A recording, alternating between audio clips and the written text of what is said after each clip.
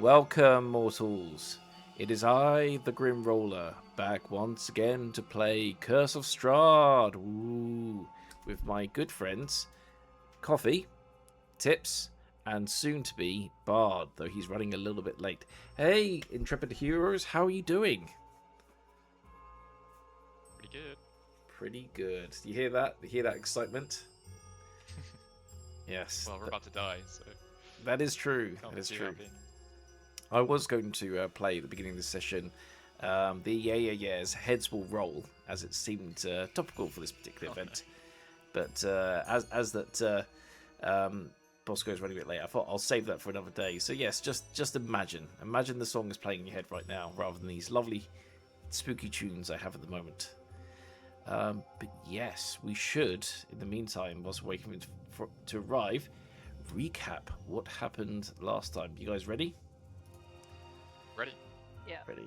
Excellent. Well, I'm going to transport you back to the different floors each, so you can kind of remember what happened.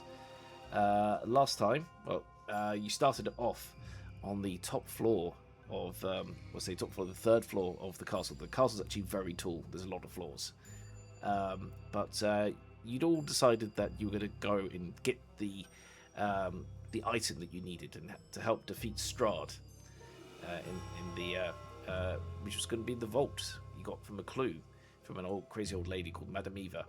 But when you guys reached the vault, you found there was a lot of treasure there, including lots of gold and other kind of like expensive equipment, potions of healing, and a shield that speaks to you, whispers dangers.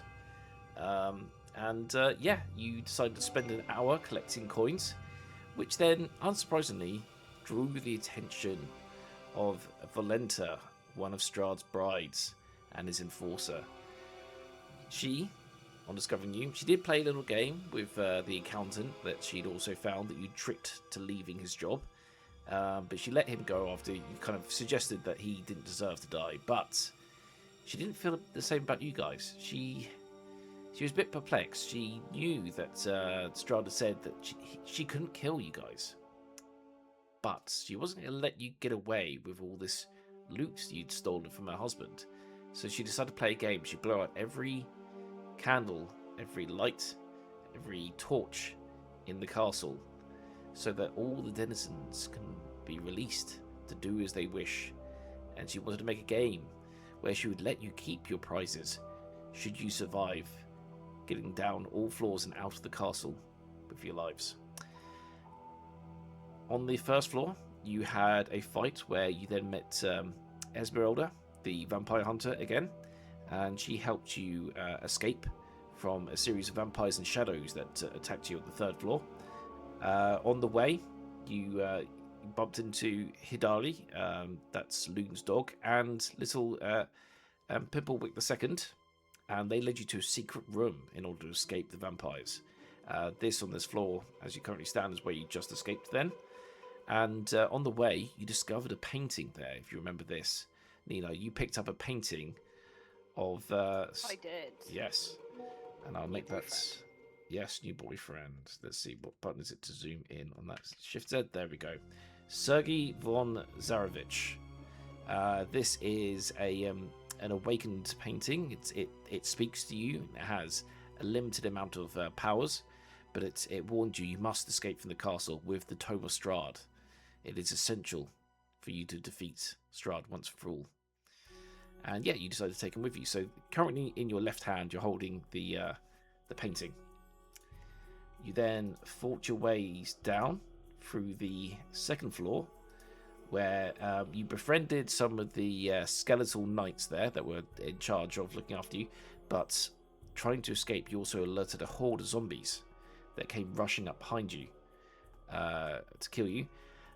This is where Nina, in her fright and her old age, passed out just before the rest of you worked out how to escape. I took a strategic nap. Strategic nap. I will accept that. Hello, Bard. Welcome. Welcome, everyone.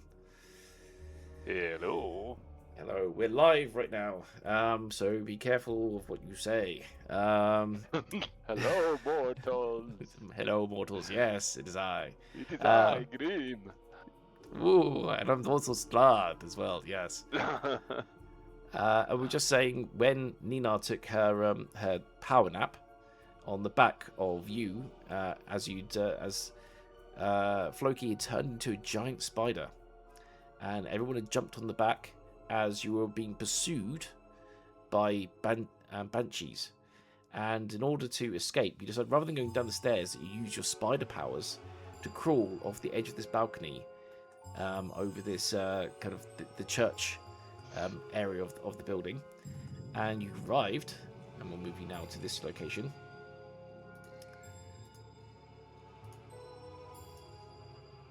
Here, so it might take a second to load, but you are now upside down in the church. Your the spider legs are hanging onto the balcony above, so even though it looks like you might be on the ground, you actually are hanging upside down. In fact, Ninari, both your hands are occupied. One hand is holding onto kind of the spiky hairs on the back of the spider, whilst the other one holds onto the painting.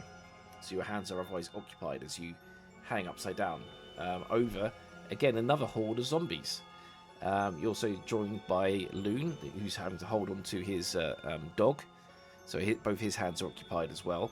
But only one hand is occupied for Peregrine, as you are now situated above the zombie horde.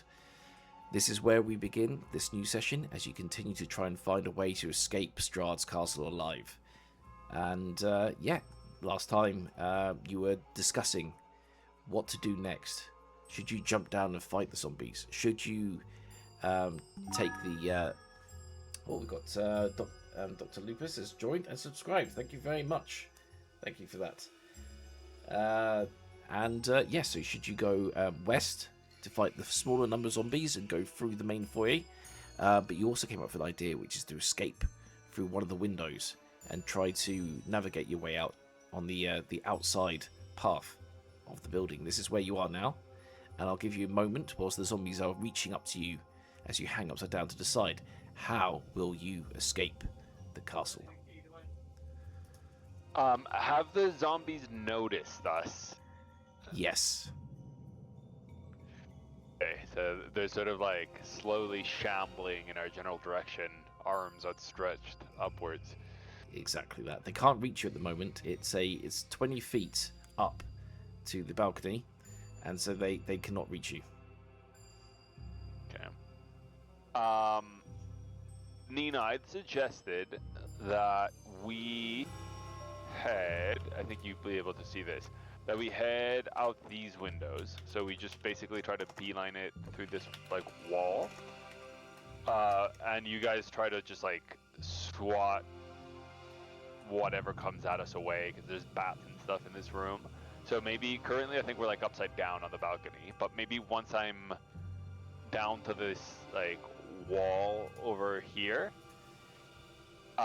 you guys can just sort of like mount my side, like ride my side rump, and just try to like blast your way from my back.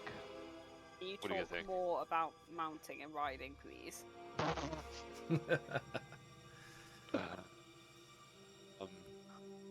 Yeah, well, I mean, I guess I'll start doing that, since I'm only hearing you guys egging me on.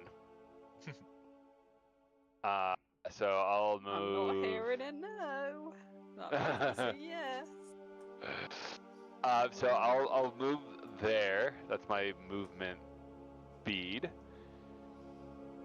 And I guess I'm getting attacks of opportunities, maybe from some things. They can't reach you, right? None of Well, the these bat creatures can. can reach you, and the bat, this is just an ordinary bat. It just skitters at you away, just kind of screeching with the high-pitched screech of bats as it kind of moves over here to get away from this giant spider.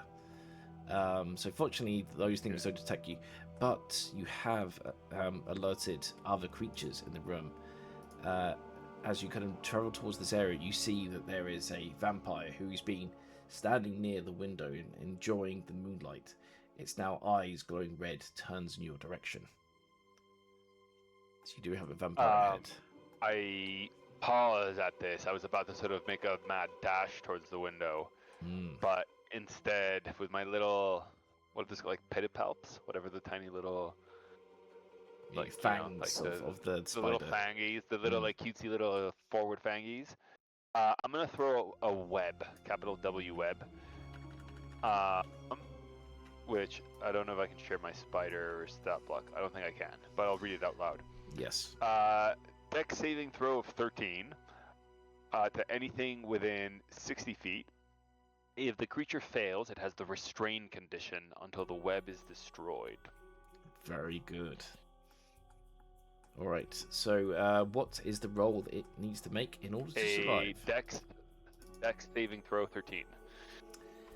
Dex saving throw 13. All right. 21. Does it pass? It passes. That'll be my turn. Yes, but a good attempt. You've at least let's draw this out here. You've at least made this kind of area difficult to navigate. So let's just give it a nice. Wait in. So how big is the area that it makes the web? No, it's just like a point attack. It doesn't actually do. It's not like the spell web. It's the it just shoots out a little ability bit. You web. said capital W. Well, it is capital W'd on my sheet, but I now, with 20/20 hindsight, realize that was an It was a ambiguous lowercase thing W. to say. It was a W. It was an actually ambiguous. an L. Please proceed. Proceed. All right. Well, it will be the monster's turn at the very end. So the next person is Nina. Now, Nina, both your hands are currently occupied, and you need to at least let go of one thing in order to cast any spells or do any shooting. So, do you wish to let go of the spider, drop to the ground, where you would have to roll to see if you take any damage on the drop, but it is just a single drop? Or do you drop the painting in order to free your hands up? Or do you just keep holding on? I was just gonna spit at them. Just a big granny spit, like nice and Yeah.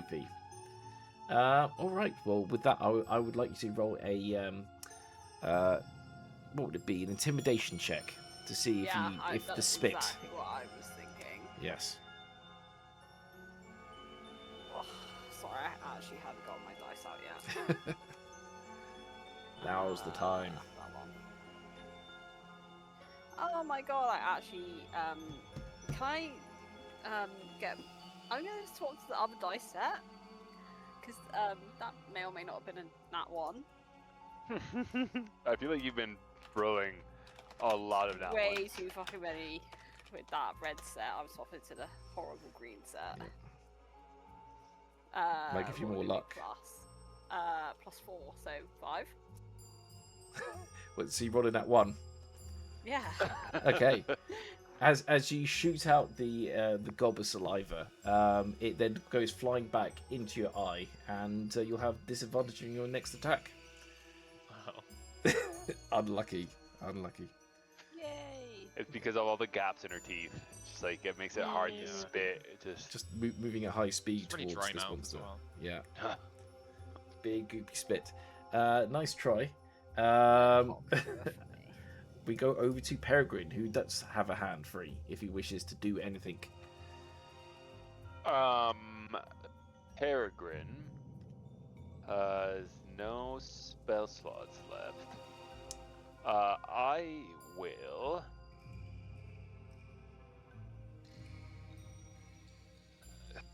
Throw, because surely like a short bow requires 2 hands. Yeah, it does. I'm gonna throw a silver dagger at the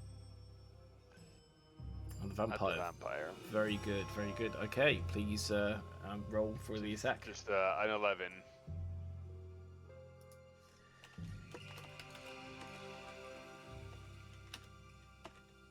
Does an 11 hit? It does not, unfortunately. It's hard. It's hard to throw a dagger from the side of a It is. spider. It is. I will.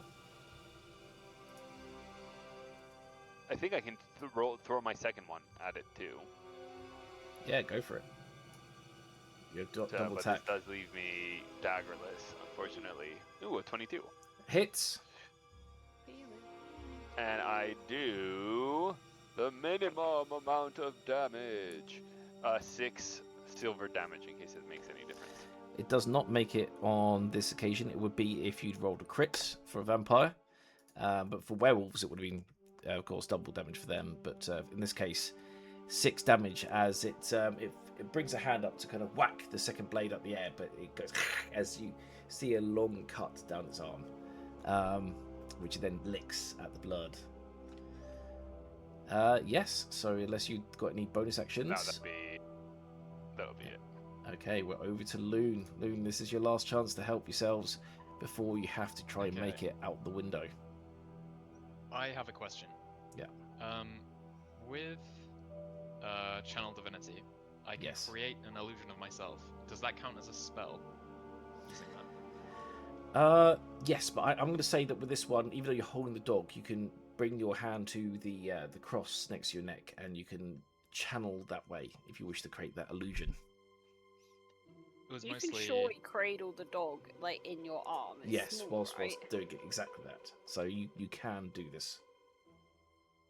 It's mostly, I was thinking, because I can cast spells through my duplicate, but I don't think I could do 2 spells in one go. You can, if one uses an action and one uses a bonus action, and if only one of them uses a spell slot. Like sometimes you have like if you have an ability that's like will, or that you can cast once per day, like that doesn't technically use a spell slot. Okay. Same with cantrips.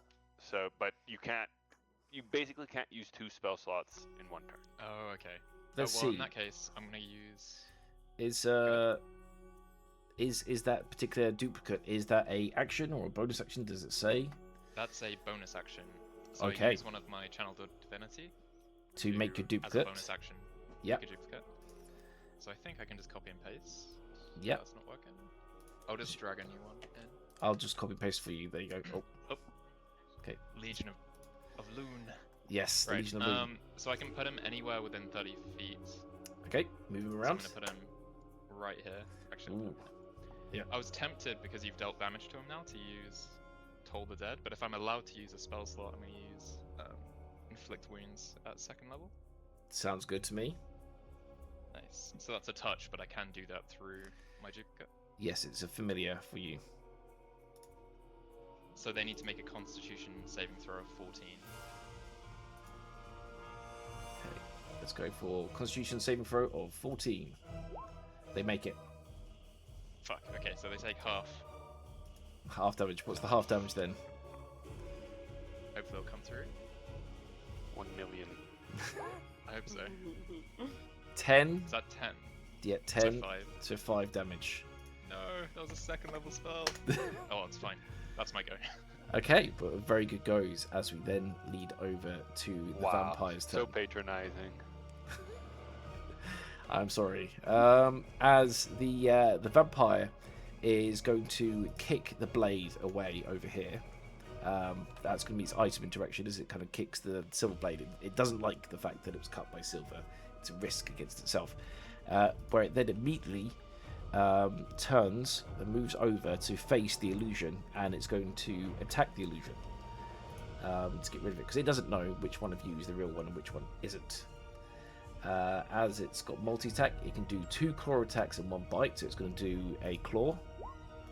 Does a 16 hit your illusion? I have no idea. What's your I'm just AC? reading it now. Oh, is that my AC? Sorry, it's 18. 18, so it... Assuming it's got the shield and everything. Yeah, so you roll with it. Next one hits. Ooh, ouch, okay. Have a read how much damage it can take before it's destroyed. Is it like a 1 hit? It doesn't... Like, I was looking at that before I even decided to bring it out. What's the spell name? Invoke duplicate. Yeah. Invoke duplicity. Because it doesn't say anywhere in my features and traits, but maybe it will on like D&D build. Cast spells, distract, move. Let's see, bonus to make a perfect visual copy of yourself. It That can't lasts 1 lose minute. health. No, I think it's just like once they realize it's an illusion, they just like I see.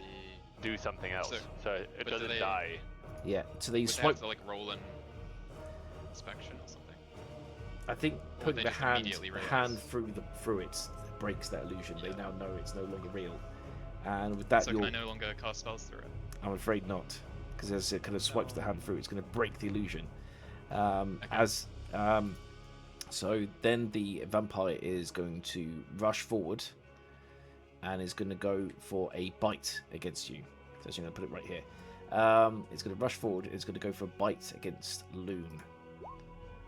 So let's see what that come to. So it's a must make a DC 14. Constitution saving throw. Isn't it? Yes, to I avoid think he being hit. can keep casting spells through it for a minute. It's just like it won't distract the baddies, but it, you know, like it's still like a sentinel he's set up. Okay, I'll leave it there then. Oh, that's pretty cool. Yeah.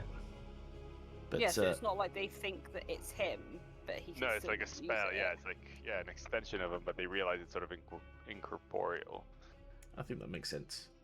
It's pretty cool attack. Okay, Constitution save succeeds. So even as this vampire flies up to bite you, you use your artificial arm to kind of like, and it bites into it, and it's like teeth break, and it drops to the ground and kind of screams as its teeth are broken inside of its mouth.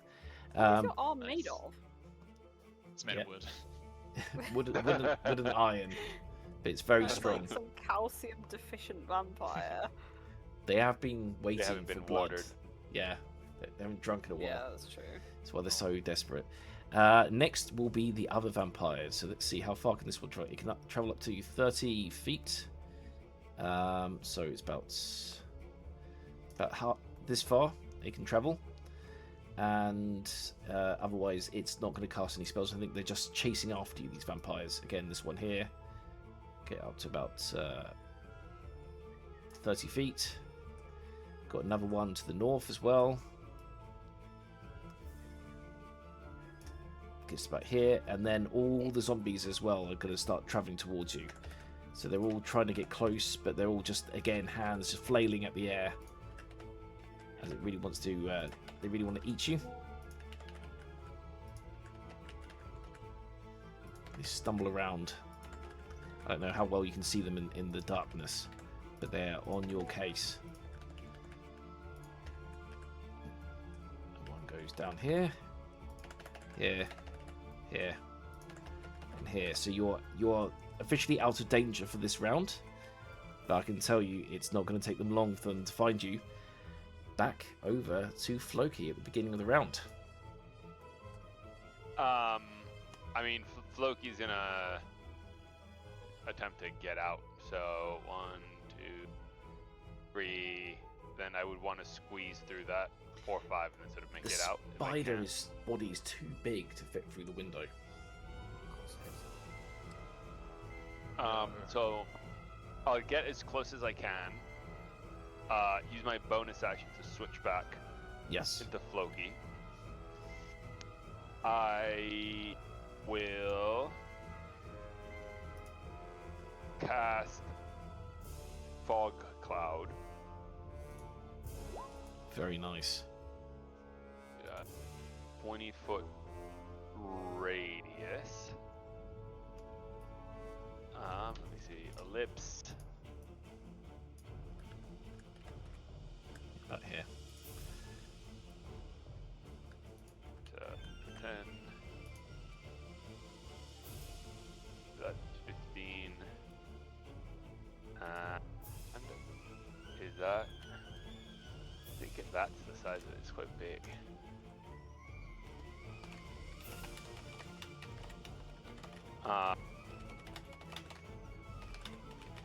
So maybe something like that.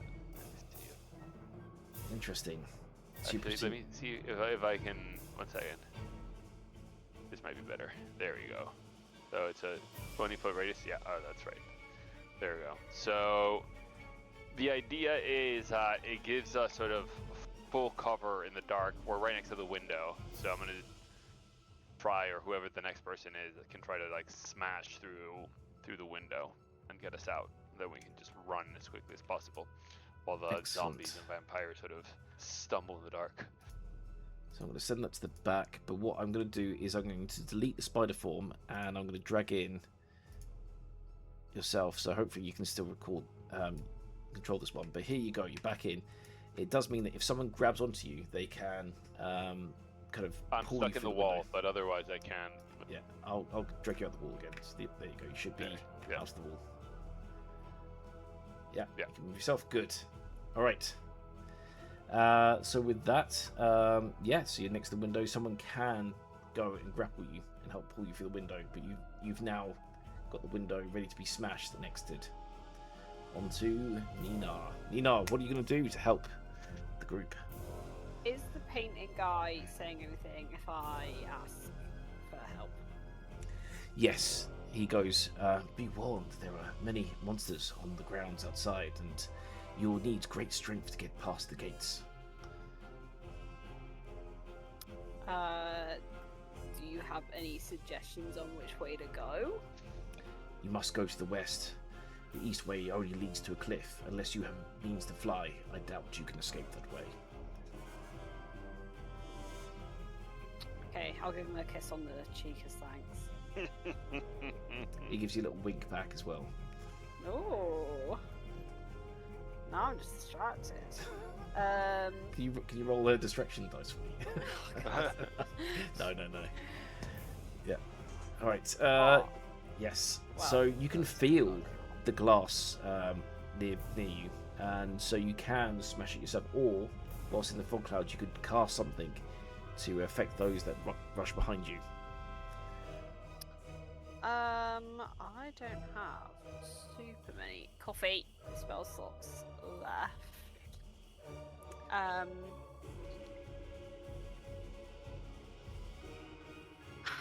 I can.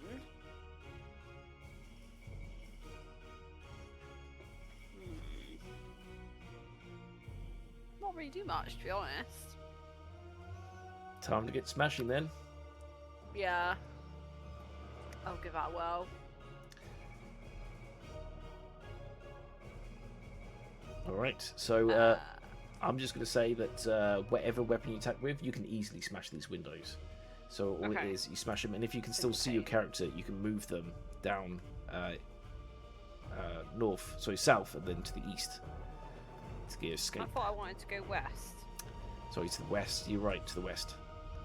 Yeah. Getting my directions boy mixed told up. Trying to trick us. Playing mind games with us. No. Down, you say? Yeah, down and to the left is where the painting tells you should run. To the left? Yeah, to the west. That's east. The west. No, the left is west. Oh yeah, sorry, I got my left and right middle. Yeah, it's easy They to do. rhyme. Great. So you hear a big. Everyone hears a big as these hundreds of year old antique windows are smashed, and Nina rushes through. Okay. So Nina has managed to break the window and make it through. As you're out here, I can move so I'm going to move this illusion to the side. You have a light out here, so you can see a little bit of distance now. How far can you see in this darkness?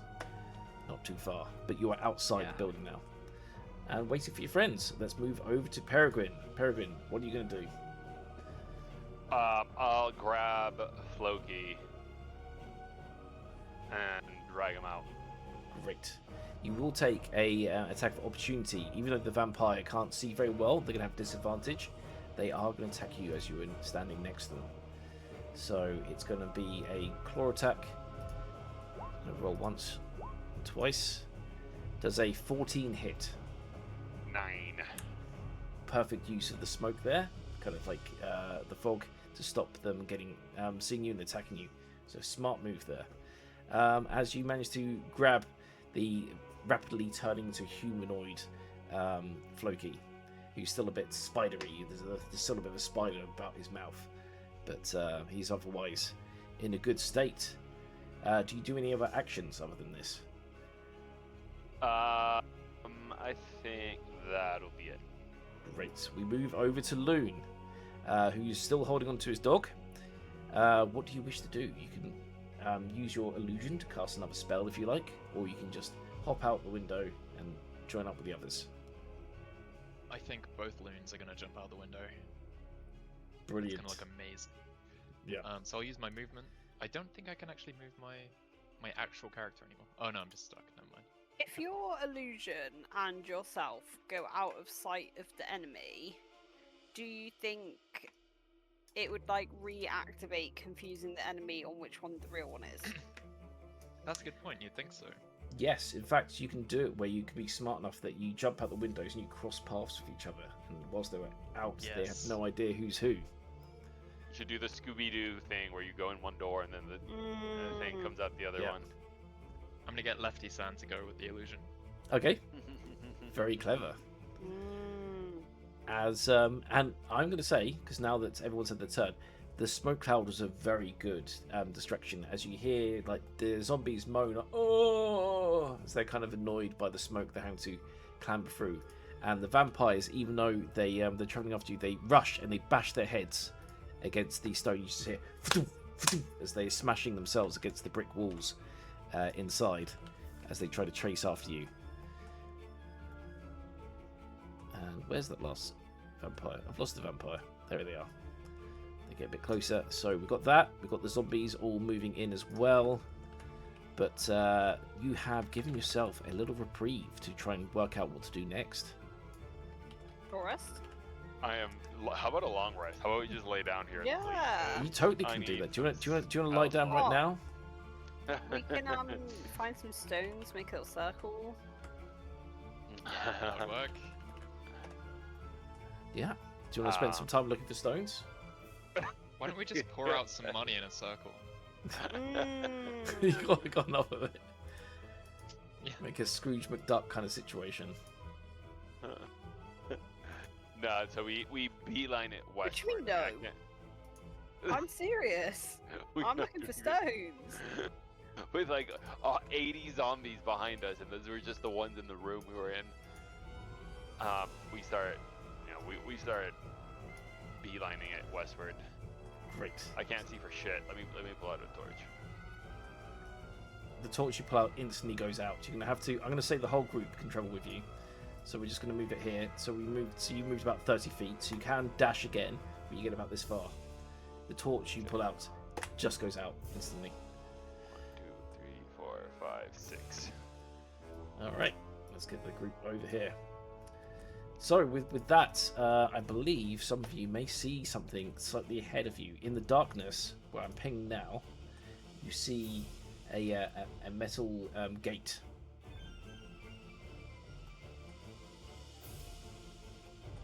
But otherwise, are there any other actions you do as bonus actions, or are we just going to go straight to the monsters?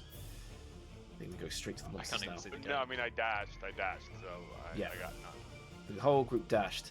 As you hear smashing, clattering as more windows break behind you, as the rest of the zombies. I'm just going to move this out of the way just to make it easier for myself. Why can't I hit this thing? Alright, there we go. Bam! So we got new zombies. So they travel and see how far they travel. 30 feet. 30 feet. 30 feet, and this one 30 feet, and you have a few straggler zombies that have just made it outside of the walls out here.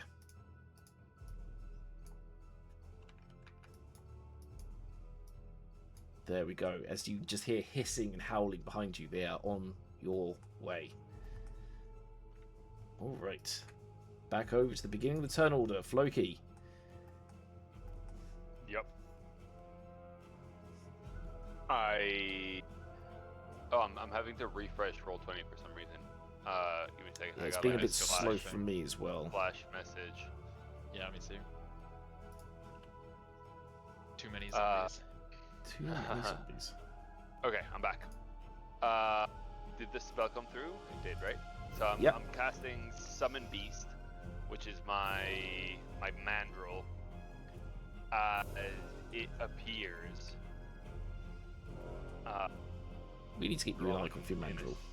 In a second. Yeah, it does come out a lot. Yes.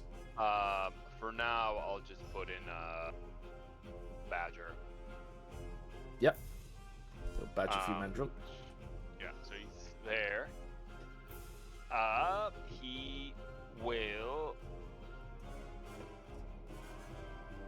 multi-attack. Which Go for it. The melee attack bonus equals my spell attack modifier, which is a 5. Okay, so it's a d20 plus 5. I'm going to roll twice because it's the multi-attack. Yep. So that's a 17 and an 8. So you're going to go up to this one here. 17 and 8. Yeah. And the 17 hits, but the 8 does not. And it does. Ooh, max damage. 12. 12 max damage. Okay. Very nice. As this vampire, which you'd already injured before, hisses at you as it takes 12 damage. But it's still looking to go your way. Yeah. I'll run towards the door, and that'll be it. Great. The gate, you mean? The good. Yeah. Gates, Yeah, just make doors, sure I'm not same, trying to get back inside. same No, thing. no. I'm looking for stones. Yeah, exactly. Yeah, like I said, item interaction. You can roll for stones. Roll a d10, and that's how many stones you find. No, I'm gonna see whether we can get through the Okay, fair enough. gate. As we're over to Nina. So Nina, you have the opportunity to run and do an item interaction, or you can attack. I will run, but on the way I will look for stones. Okay, so As like a bonus action, you know, so I'll go my 30 feet. you went towards As the a enemy. bonus action, I'm like, oh, I thought that was the way we were going. Hold on. West, left. You were there. You were there before. You're running towards the enemy. Yeah, in the darkness, you were That way. confused and you ran the wrong way. Yeah. Grandma Always didn't 'cause take the her pills ping today. for where there's like where the smoke is, I was like, oh, that's the circle for where the gate is.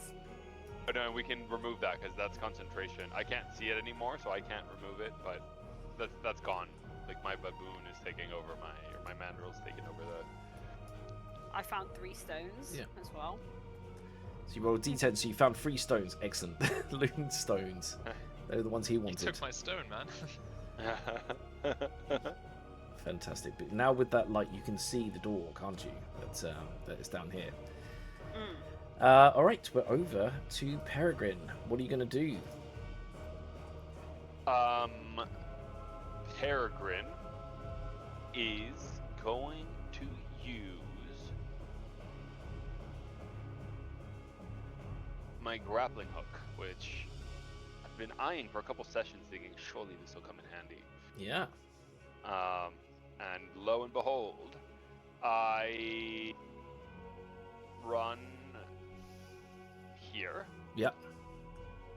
And I attempt to like throw it 50 feet up in the air or less, you know, however high this gate is. Yep. And I need to do an acrobatics check to see if it hooks. Okay, I'm just checking for Find the out if height. you're a good hooker. A 10! I fumble this throw. And then you know, like it just bonks me in the head. Like, ah! There's a good first attempt. I'll try again. Because I have I'll try checked. again next turn. I have checked, and the wall above is exactly 50 feet. So if you can get to work, you can get Ooh, nice. all the way up to the 3rd floor again. Well, we'll need like, you know, some type of distraction, because that'll be my turn. Yes, but it's a good move to do. As we move over to Loon's turn with his illusion, which is currently A next to the dog. distraction, you say? Oh, I can no Yes. longer move my Roll20. Oh, there we go. Okay, well, real Loon and Hidari are going to go and join the rest of the guys. Yep. So yeah, the bottom one is the unreal one. There we go. Sorry, I just had a bit of trouble. But my illusion's going to wait here and it's going to be like, come and get me, you zombies. Do you want to perform a ready action on your illusion so that you can do something once the zombies reach it? Yeah, you know what? I like that idea. I'm going to ready casting.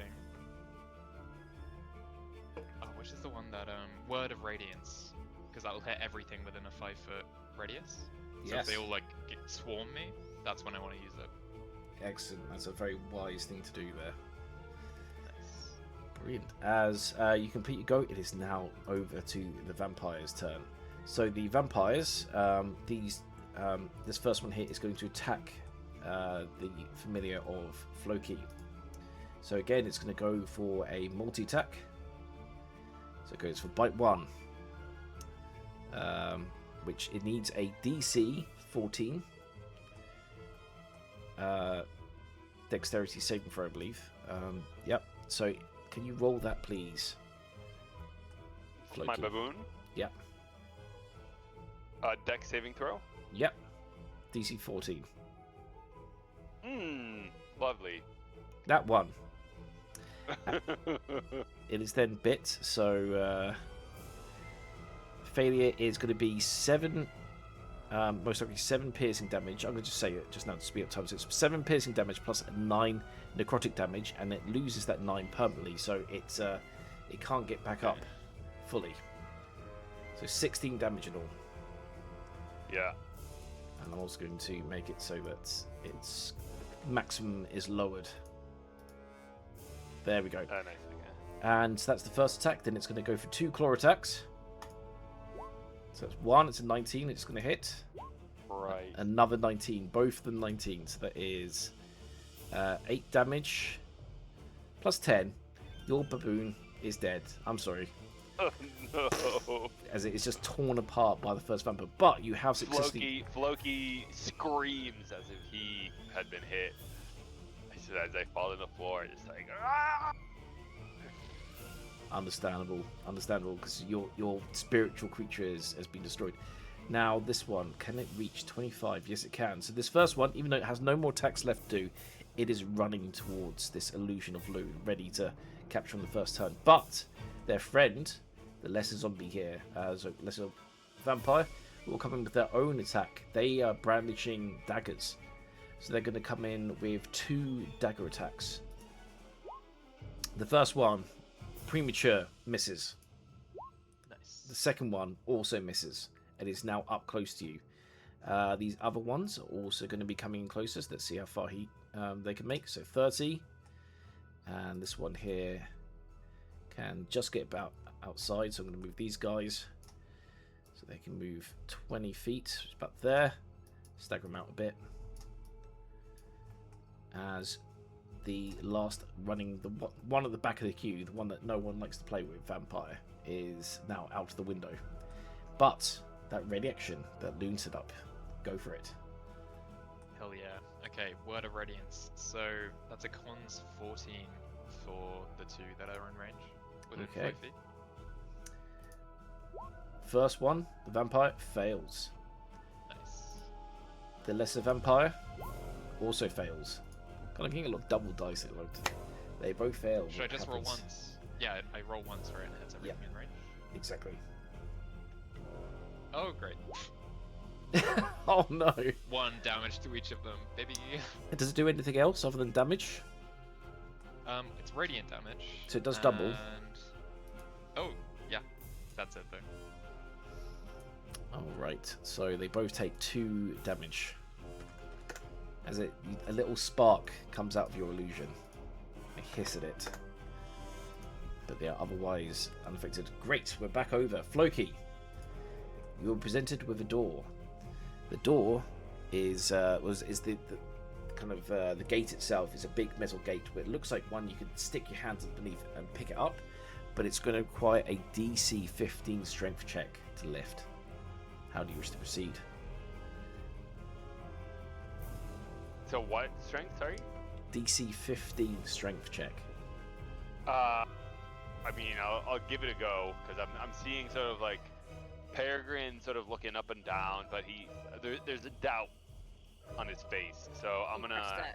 So you can go for it yourself, or you could wait for Nina and give the help action if you want to really help. Oh yeah, that sounds good actually. I'll hold the help action. You just got help from the DM. You did. Oh, that's double help. I feel like with advantage. I feel that that should actually be double advantage because it's like grim help also. I was divinely inspired. Everyone's god is silent here except for Flokies. I may be a Reaper, but I kill as well as I save. So yes, I'd be grimming. So yes, you can wait here with ready action. You've got like one hand underneath, ready, waiting for Nina with her colossal strength to come and help you. Bold assumption I'm going to help. Yeah, but give it a go, Nina. Is it my turn now? Yes, it is. Yeah, So I guess I can do that. get up next to Floki Boy. There you go. I'm on top of him. Yeah, I'll move you out, in fact, just to give you there. So you're at the side of the door there, where you got the best purchase. Yes, with advantage, if you'd like to roll a strength check, please. Oh my god, another nat 1. Wow, wowie. Good thing you got Are you advantage. serious? Roll it Yeah, again. with the yeah, green roll dice again. this time as well. I did roll again. This time I got 18 plus 5, 23. You do it. As both of you grab onto the side, you manage to lift it just enough that you can escape underneath the gate, and it will slide slowly back down behind you. So with that, Nino, you still have some steps left. You can get in first and wait for the others to arrive after you. I think I shall. I think it was only 10 feet to get to where I was stood. Yeah, it was. Fantastic. I'll get to the light over here. Yes, so with Nina underneath the gate, we're now over again to Peregrine. Are you going to fight? Peregrine Or are you looks gonna run? very disappointed at not having been able to use this grappling hook. But There'll be he's more not one to- opportunities. There'll be more. He's not one opportunities. to waste an opportunity. So I run 30 feet and another 30 feet westward into the darkness. I literally see absolutely nothing. Yeah. And I trust that Floki, who's running, shortly behind me, will be able to see in the dark and Yes. guide me. Though Floki has used up his go, he is currently the one holding the door open. As we now move on to Loon's go. So Loon, do your best. Okay, well, Do your Loon and worst. Hillary. Well, yeah, that's the idea. We're gonna move. We're gonna use our full movement, which takes us here, and I can still see my illusion within 120 feet. So I'm gonna cast Word of Radiance again. So it's cons 14 from each of them. Sure thing. Success on the vampire Yay. and failure on the lesser. Okay, well the lesser takes.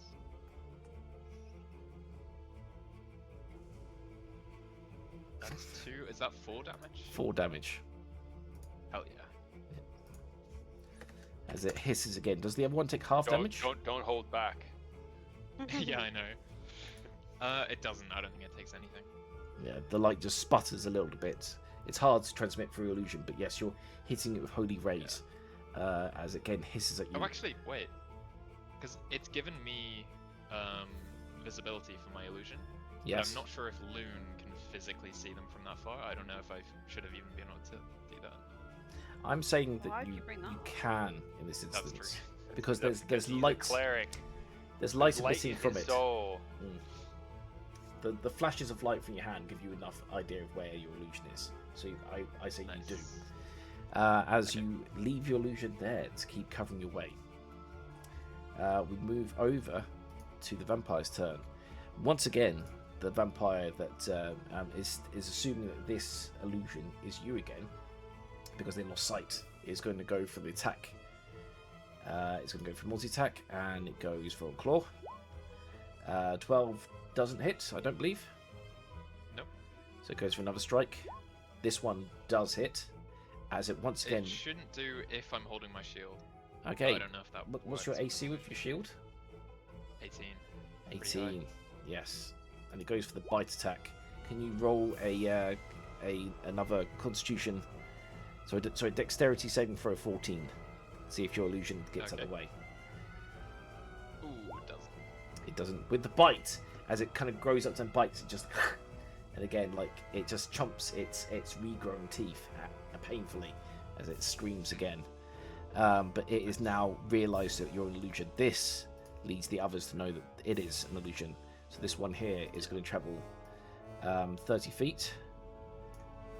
And this one here travels 30 feet as well. These travel 20 feet, so that's 5, 10, 15, 20. That one goes 30 feet too. And they're on your case, but they have not yet reached you. But more zombies have arrived out of the broken windows behind you. It is a full zombie mash. Yeah, it's the zombie horde are right on your heels. Monster mash. Yeah, it's the monster mash. Move back over to Floki, who's the last one holding the door up. Or the gate. Yeah, I go sort of through the gate and release it as it falls down behind you with a boom. You're on to the other side. And yeah, I beeline it, cackling maniacally. I'm sort of like a little manic at this point, having seen that sort of like close call. This sheer horde behind you, yes, that you've blocked off the way for. Great, we're now over to Nina. Floki happens to start spotting things through the darkness that Peregrine could not see. Yeah. You can point them out, just like, more zombies. Yeah, so there's a zombie right there, and there's another one right here. And there may be more, but that's as much as I can see. Does painting guy have any more opinion on where to go? Yes, he goes, keep heading east. They may have brought up the drawbridge. You're going to have to get into the drawbridge controls to bring it down. Okay. I'll go an initial 30 feet to see ore. Yeah. And I'll bring the light up with you. I feel like I can see things now. Yeah. In the dark. As we leave Loon Oh, it's just you guys. in the darkness. Loon can see I'll ahead. carry on. Where's the mustache? I'll dash and run all the way. Fair enough. Or some of the way, most of the way. Okay, we're over to Peregrine, who was the first one to run through.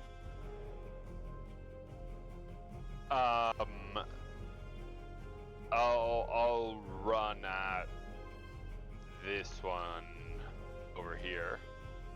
Getting behind it. And Yep. go through my usual flow. As I start with the short sword. Yep. Give me your attack. 13. Let's have a look. 13 just hits. Wonderful. Does...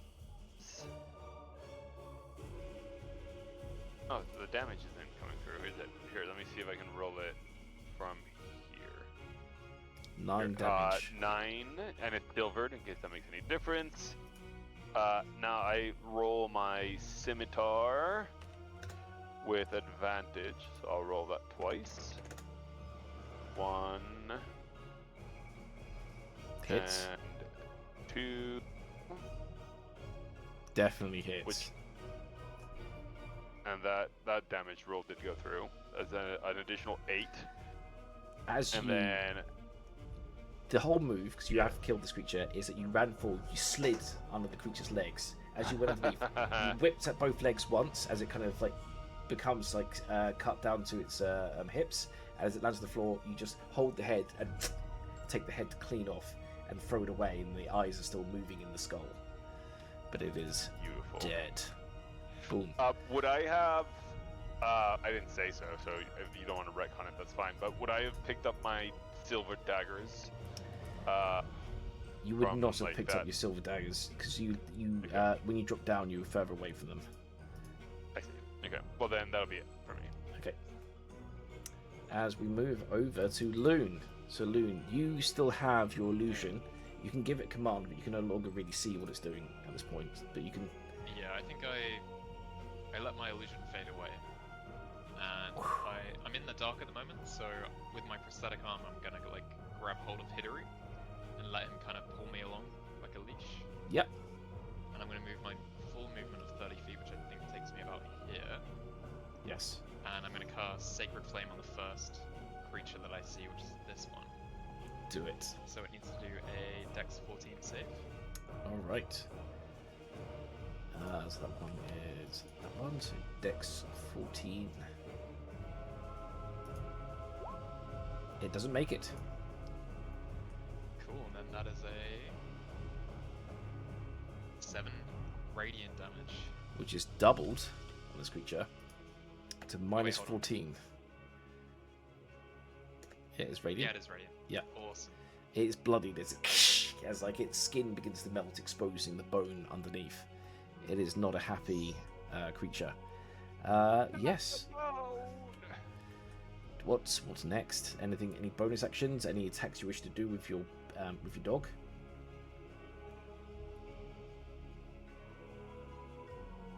No. It's so weak at the moment. I just want to keep it safe. Fair enough. All right.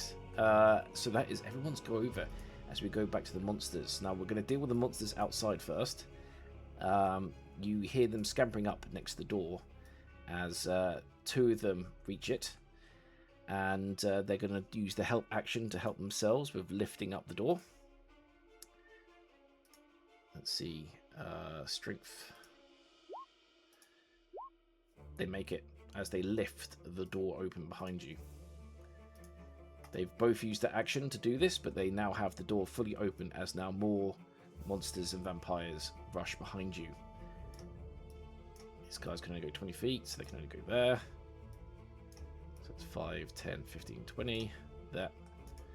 Great. That is those monsters behind you. Now you've got the monsters ahead of you, as even though that you can't see in the dark, they can. So this one is going to rush out to here. All of us can see in the dark.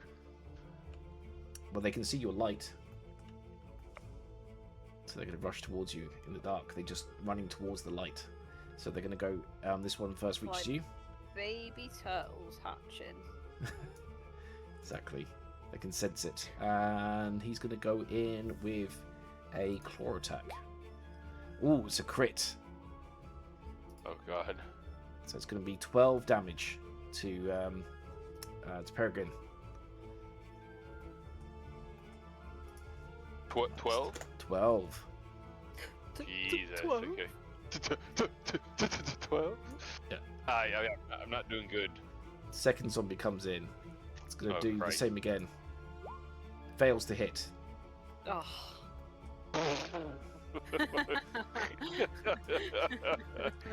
Friends like these. 2 more zombies coming into the light for you. But that is the end of the monster's go. We're back over to Floki. My moody character is coming next if I die. Ooh, now I really want to see it. Floki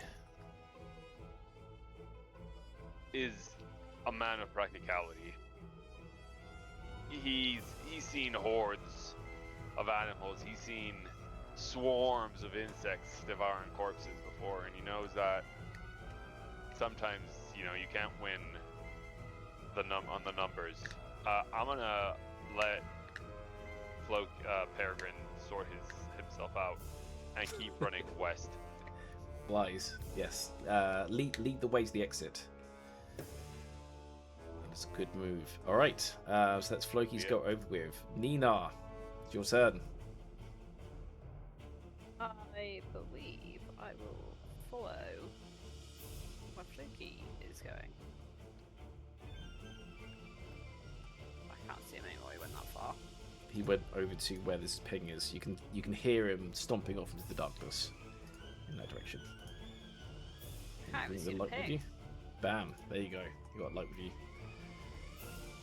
You've thoroughly left the others back in the darkness, but they can see your light. Yeah. All right. So with that dash, we'll move it over to Peregrine, who's in a difficult spot at the moment.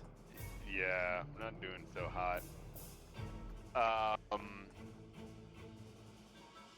I am going to pull up my shield Okay. Which means I'm putting away my scimitar. I am taking the disengage action. Mm-hmm. And I am bravely running away.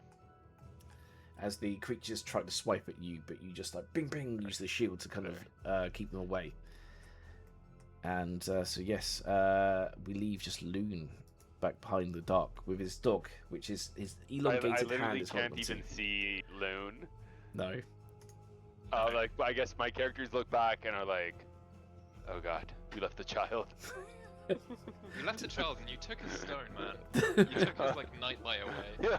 That was mine. Okay. You can always end and recast it if you wish to move the light back to you. I know, but could you imagine? Just dies. Luna's just gonna close their eyes and clutch their pendant and cast Sanctuary on themselves, and they're just gonna walk forward and just be like, "The Moon Lord will protect me." And also your dog will kind of lead you the way as you kind of you got your hand lead, so letting the dog sniff the way. Unlocked seeing eye dog. Yes. Yeah, exactly. It's literally that. So I can move. Yeah. And I've got Sanctuary cast on me. Yep. As you see that first zombie kind of leering out of the darkness ahead of you. So you can still dash. I can't have cast Sanctuary. Oh yes, no, that's of course. a bonus action. You're right. I can dash. Ooh. Okay, I'll dash, but they're gonna get an opportunity attack. Well, you can break up the movement. You don't have to go straight line if you don't want to. Zigzag. I'm kind of. I'm role playing as if you like were being chased by. Yeah, but you're panicking. You're just diving straight through the zombies. Okay, so here's where I will end up if they don't hit me. Yes. So now we're over to this guy here. He's going to go in with a claw attack. It's a 23, does hit, and it's going to do. I've got Sanctuary. They've got disadvantage, right? Oh, they do have disadvantage. You're right. No, they. Okay. You ward a creature within any creature who targets must succeed on a Wisdom saving throw. Oh, it's a Wisdom saving throw. Okay. Let's go Wisdom saving throw. For a zombie, they can't be that wise. They failed. Yes, they miss. You make it past them. That's where I am. As like your holy light just like lights up and it blinds them momentarily. Perfect. Fantastic. We're now over to the monsters go. So we're going to start with the closest ones first. So we're going to have this zombie here who saw Floki run past. He's going to go after him. Actually, can he? Yeah, he could actually hit Nina. So he goes over. He's going to go after Nina. He saw running past first. He's going to go for a sword attack. The sword he has. Does a 13 hit Nina? No, I believe my armor class is 15, and I'm correct. Then we have the next zombie. So yes, it fails to hit you. The next creature is going to go in with a claw attack. Does not hit Floki. This one, he's going to go after the weakened now Peregrine. Going for a claw attack. Fails to hit as well. But they're getting close. They're going to have reactions. This zombie here, he's going to go up to the dog. And you, and he's going to... Let's just get his stats out. He's going to go for a multi-attack, this one. First claw. 11 does not hit. 11 does not hit. It fails to hit you with either attack. And we've got this guy here. He's far behind. He's not going to be able to chase you. More zombies from the dark come out ahead of you. Coming into the light. And now we have the vampires behind. So they can travel 30 feet. Oh my god.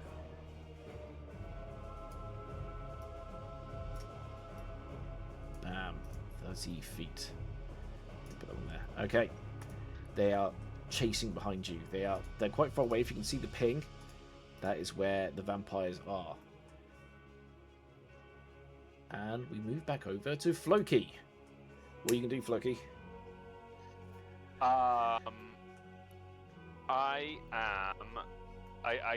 see Peregrine bust out from the shadows, and I realize that he's in dire straits.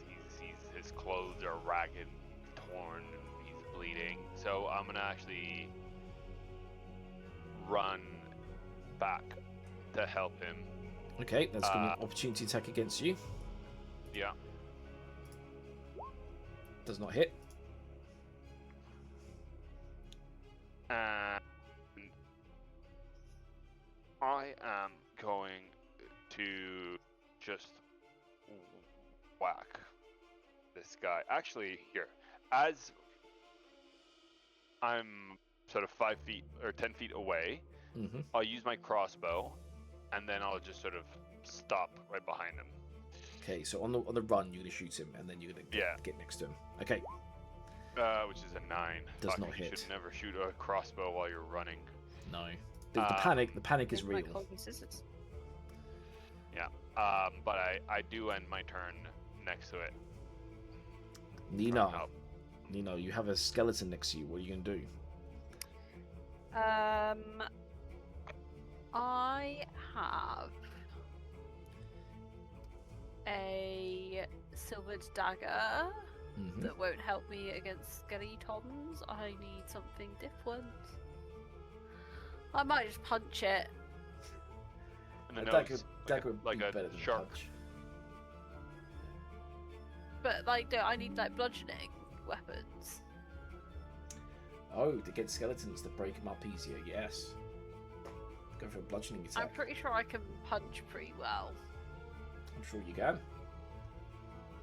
So I'll give that a go. I'll aim for the rib cage with lots of bones. Oh. Do it. 10. 10 unfortunately does not hit. As you punch, and it just it moves back, but it doesn't do any damage, unfortunately. Nice. Is shove an action or bonus action? It is an action to shove. Okay. I can do my I can't offhand attack because I have a painting in my offhand. You could hit with the improvised weapon. Yeah, I was gonna say, can I? Yeah, I'll do that. What would that count as for a modifier? You're gonna walk the guy with the painting. Yeah. Yeah, but specifically the frame of the painting, so that it's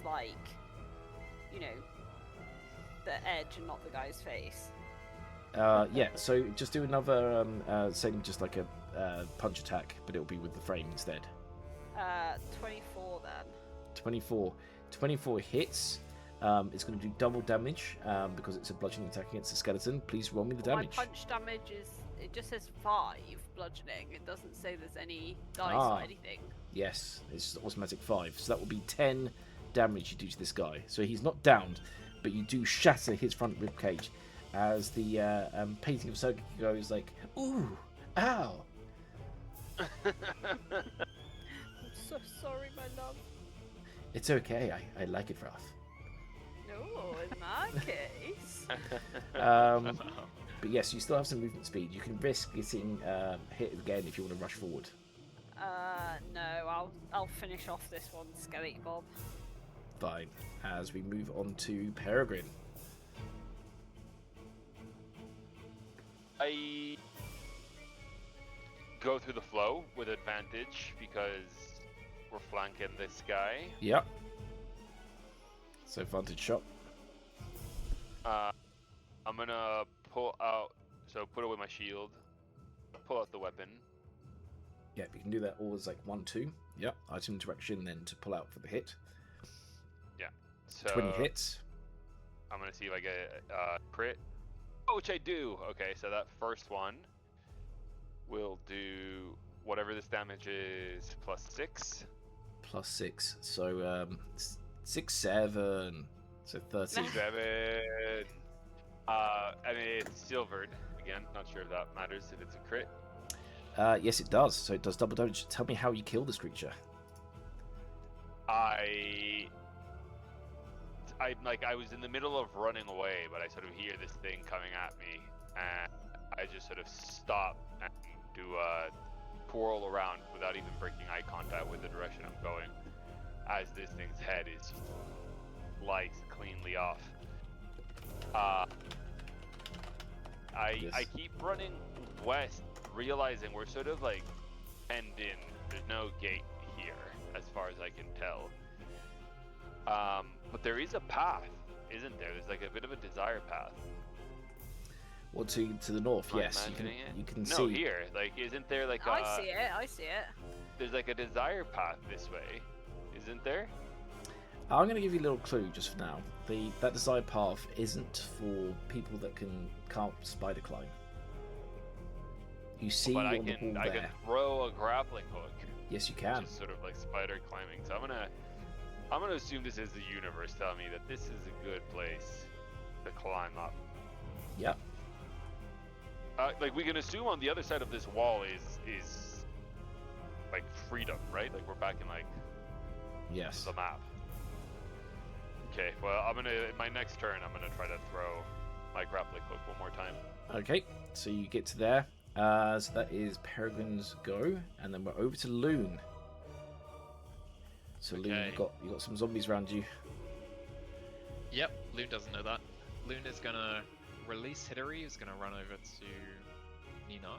Yep. And Loon, still with her eyes closed, is just gonna surrender to the Morning Lord. And is just gonna start skipping forward, antagonizing these zombies with their youth and vitality. And they're just gonna end up over here. Alright, so first zombie is going to do an opportunity attack. He's going to go for... Oh, I haven't left their... Oh wait, the first zombie, did I? First zombie, yes, you did. Oh, okay. So that's a 17 to hit, which hits. Doesn't hit. Doesn't hit? Got my shield, 18 AC. 18 AC. Excellent. As the bite bounces off the shield. Very good. But the second zombie doesn't trick on you. You get over to there. You do still have an action left if you wish to do anything. You could do a shove, a grapple, or a hit. I don't want to lose Sanctuary, so I'm going to do nothing. Okay. So, you continue to use your Holy Spirit to protect you, as it is now over to the monster's turn. So, we have these events happen. First of all, this skeleton that is fighting Nina is pretty angry that it's had its ribcage bashed in, so it is going to go for an attack with its sword. 17, which I believe hits Nina. Yeah. And it's going to do 3 piercing damage to you. Okay. This zombie here is going to go for attack against Loon, but of course it has to roll a wisdom check, doesn't it? That is true. Wisdom 14. Wisdom 14. It succeeds. Really? Oh my god, okay. So it's going to go for that bite attack. 10 does not manage to hit. Your shield still protects you. Nice. This one is going to rush down to get in front of Floki. He is going to attack. He's got multi-attack. So claw, 1 hits, 2 hits. And it's going to be 6 damage plus... Oh, the mouse died again.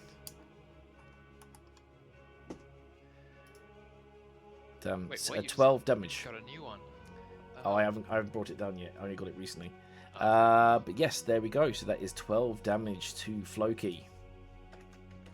Painful. With that, we've got more zombies coming in. So this one can get to 20 feet. That one does get up to Nina. He's going to go for another double attack. So it's a 12, does not hit. A 13, let's see. Your AC, no, it does not hit. So both those attacks do not hit.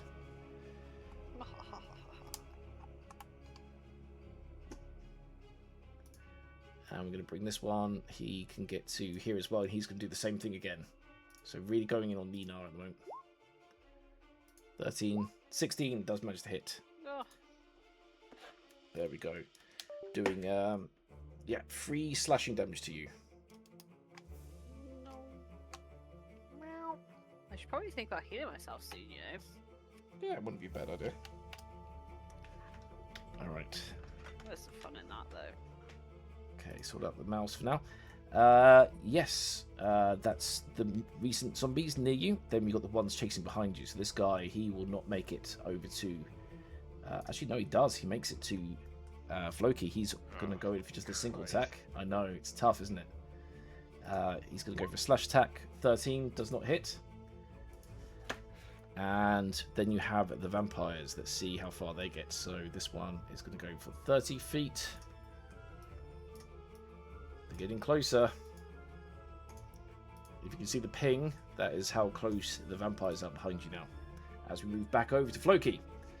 Gotta do something quick, man. Yeah, I mean, Floki sees the writing on the wall. We're already outnumbered. There's more on the way.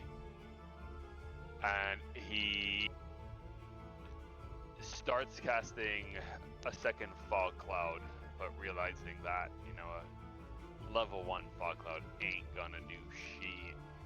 So I reach into the deepest depths, thinking of the darkest thoughts I can, and my eyes suddenly go black. And as I cast fog cloud at 2nd level, it does this craziness. Let's see if I can. Wow, to cover up the entire area. And having done that, I run towards Peregrine, hoping he was running with purpose, and I'm screaming out his name to try and get a little bit of a sound cue for where he might be at. You will have some opportunity attacks against you, but there will be a disadvantage. So we're going to do 1, 2, so it's a 9 that fails to hit from the first zombie. And the second one also fails to hit. Very good use of the cloud. You would have got hit once. As you rush through towards where you remember Peregrine being.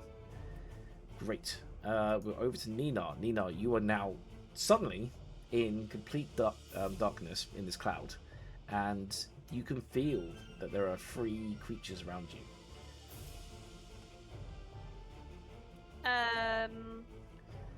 But I can't see at all. You can feel them, so any strikes you do will have disadvantage. Okay. I might just try swinging my fist once and then the painting once. Go for it. So I'd roll twice for both, right? Yep, with disadvantage. Okay, well the first one misses. Second one also misses, assuming that a 5 and a 4. Yeah. So if you rolled a 5 and a 4, that was for your punch, which misses. Now roll again for the swing of the painting. No, those were my high numbers. Oh. Those were my You need new dice. reduced numbers. I did get 18 in there, but you said it was with disadvantage. Yes. My second roll was. All right. Yeah. So that is Nina's go over with. We're over to Peregrine. So you are also in just this kind of dark cloud, but you can still remember the direction you're running if you want to keep following that way. Yeah. I will, and as I do, I'm running through this gray, impenetrable cloud, and I'm getting colder and colder. The cloud turns into this snowstorm, snow whipping across the side of the mountain, and my fingers are numb as I'm climbing this mountain, and suddenly a hand slips from the ice and the world begins to fall away beneath me, and panic claws at my throat until I reach for the last tool I know to be on my belt, the grappling hook, and in this desperate throw the hook vanishes into the storm, and suddenly I'm back here, and the yes. wall is in front of me, and I attempt to throw this hook upon the top, reaching for an echo of a past life. Please give me a roll. Remember, it's been reset, so you got a 3 in 4 chance of getting that advantage. Yeah. You get it. Yeah. You call upon the time when you were an expert mountain climber, and you're going to have advantage on this roll. Up, and it is an acrobatics 13, So that first one misses. Yeah. For the second one, And you second throw one it goes too far. It's got the classic bit when it's sliding across the Yeah, platform, yeah. and at the last bit it hooks onto like the very edge of the thing. It is not a sturdy rope, but it is a rope attached to the top now. I will move you to climb to the top of the wall. What you realise is that there is a ridge. I'll draw the ridge out now. That extends all the way across here. And you can't get outside the walls. I'm completely blind. I can't see anything you're doing. But... And I'm going to say up there you also find a light. So I'm going to make a light for you right now. Because again, this is a way that a creature that spider climb will come up here. So you can grab this this lightning stone on the wall up here and take it with you if you like. But you can now see it. So this white line in front of you is the edge of a higher wall, because the actual walls go up even higher. You've just got up to the 50-foot ledge, but you are now above the battlefield. Christ. Okay, and I would know then probably to the north is where we should be heading? Yes. So you can now help defend your friends from above. Yeah. And I just start screaming so they sort of hear my voice and know which way to go, but that'll be the end of my turn.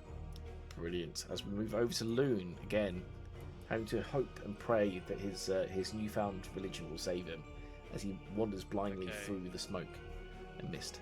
So, Loon, completely blind on all fours, is going to crawl towards Floki, taking an opportunity attack. Yep. Potentially. It's going to be with a disadvantage. Well, they need to do a Wisdom 14 to hit me. Yes, and they also need to do Wisdom 14, which they fail. Perfect. So, yep, makes it through. How long does that sanctuary last you as well? It's a minute, so like 10 turns. Wow, that's a very good spell. I'm going to use my action to cast it again, because I can hear Nina in the background. Yes. And I think in my head, I'm thinking warm thoughts about Nina, just hoping that they're okay in the darkness. So I'll cast it again. So, there's And not plus a not concentration spell. That's amazing. So it doesn't require... It's not, it's a bonus action. Yeah, it's very good. 30 feet range. So Nina now has some protection on her. Thank you very much. Yeah. You Oh, no, it's not sense... see, it's within range. Yeah, within range. So you sense the spirit, the living spirit, surrounded by the dead. And you manage to cast and hit. Fantastic. Okay. Loon, you still have an action to do.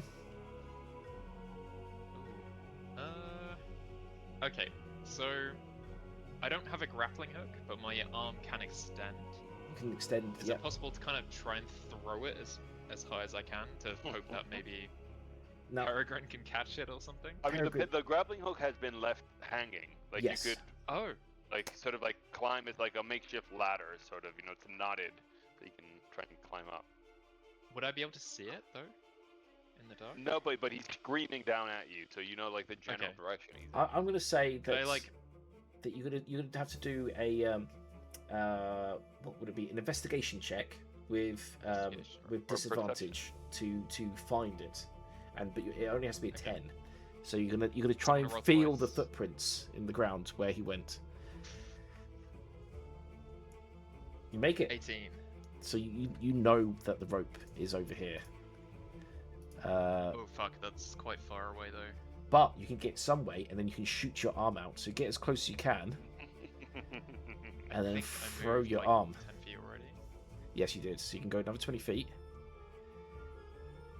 And then you can throw your arm out, which has a 30-foot rope inside of it. If you want to do an acrobatics check with disadvantage, if you get a 10, you manage to grab it.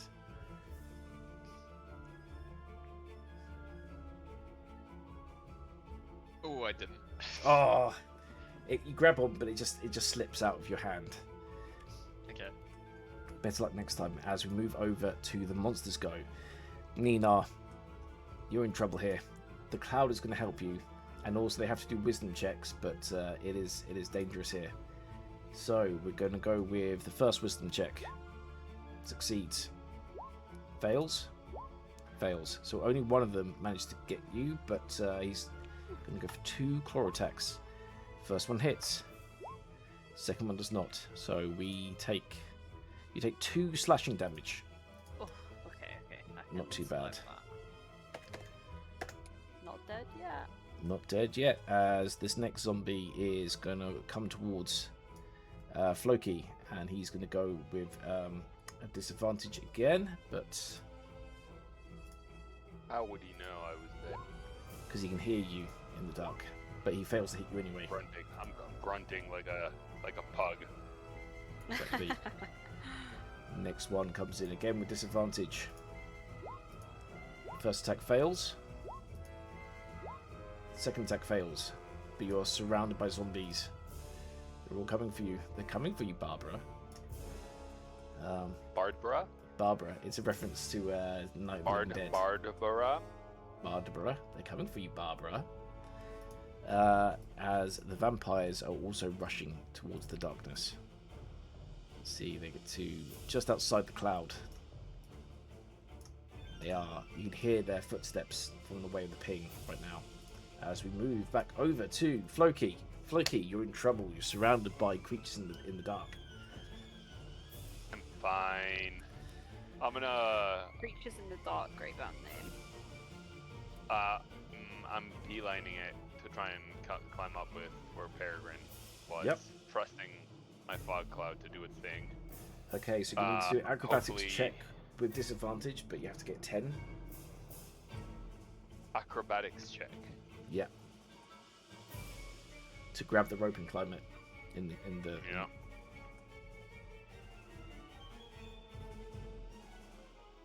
Let me see if I can do worse. I can. you Four. can, yes. as your hand slips, if you rolled a 1, you would have pulled it down because it is quite. Oh god, yeah. Yeah. But yeah, so you attempt to climb up, but you fail to reach the thing. How long does this mist last, by the way? It lasts for an hour, or hour. until I break concentration. So I mean, if they like bludgeon me over the head strong enough, Yeah. like every time I get hit, I need to do a con saving throw. Yes. I'm Nina, pretty good against them. Nina, it's your turn. You're still surrounded by the zombies. Yeah, how many? 3, right? 3 zombies, yes. And I've only damaged one of them. That's correct. I will say, I don't know if Nina would know this, but if you deal damage or cast a spell, you'll lose Sanctuary on you. I would not know that. Wait, does that mean I've already lost that then? Because I punched it earlier. No, because I cast it after that, I think. Ah, okay. In that case, well, does Sanctuary just gives them disadvantage? It means they have to roll a Wisdom saving throw to try and hit Okay. you. I will disengage as an action. Mm-hmm. I'll do that then, and run away. Run. Are you going to run towards the rope, or are you going to run a different way? Towards where I can see Peregrine. Yep. I And can't now see you anything. got it. You suddenly I feel know, the I'm on hand top of Floki, and he kind of pushes you towards the rope, which is just here. And now, if you'd like to make a acrobatics check with a disadvantage to see if you manage to find and climb the rope. Can I use heroic inspiration? It would just cancel it out, right? It wouldn't like. Yes, it would do it. But Okay. what I would suggest is give it a roll first, and then see if you want to change one of them. So that would be a 15. For the first. My initial roll. Yep. And then my second roll is a 8. 8 plus 12. 12. 8 plus You 4. succeed Oh. as you make it up to the top of the wall as well. Peregrine is there to help you kind of get up over the gap. What a helpful young man. And we move over to Peregrine, who's now above, looking down into this thing of darkness again, where you know that the child has been left behind with his dog somewhere in the mist.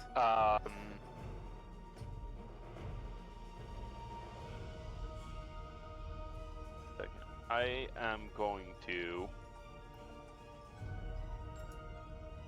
I have a mirror in my pack.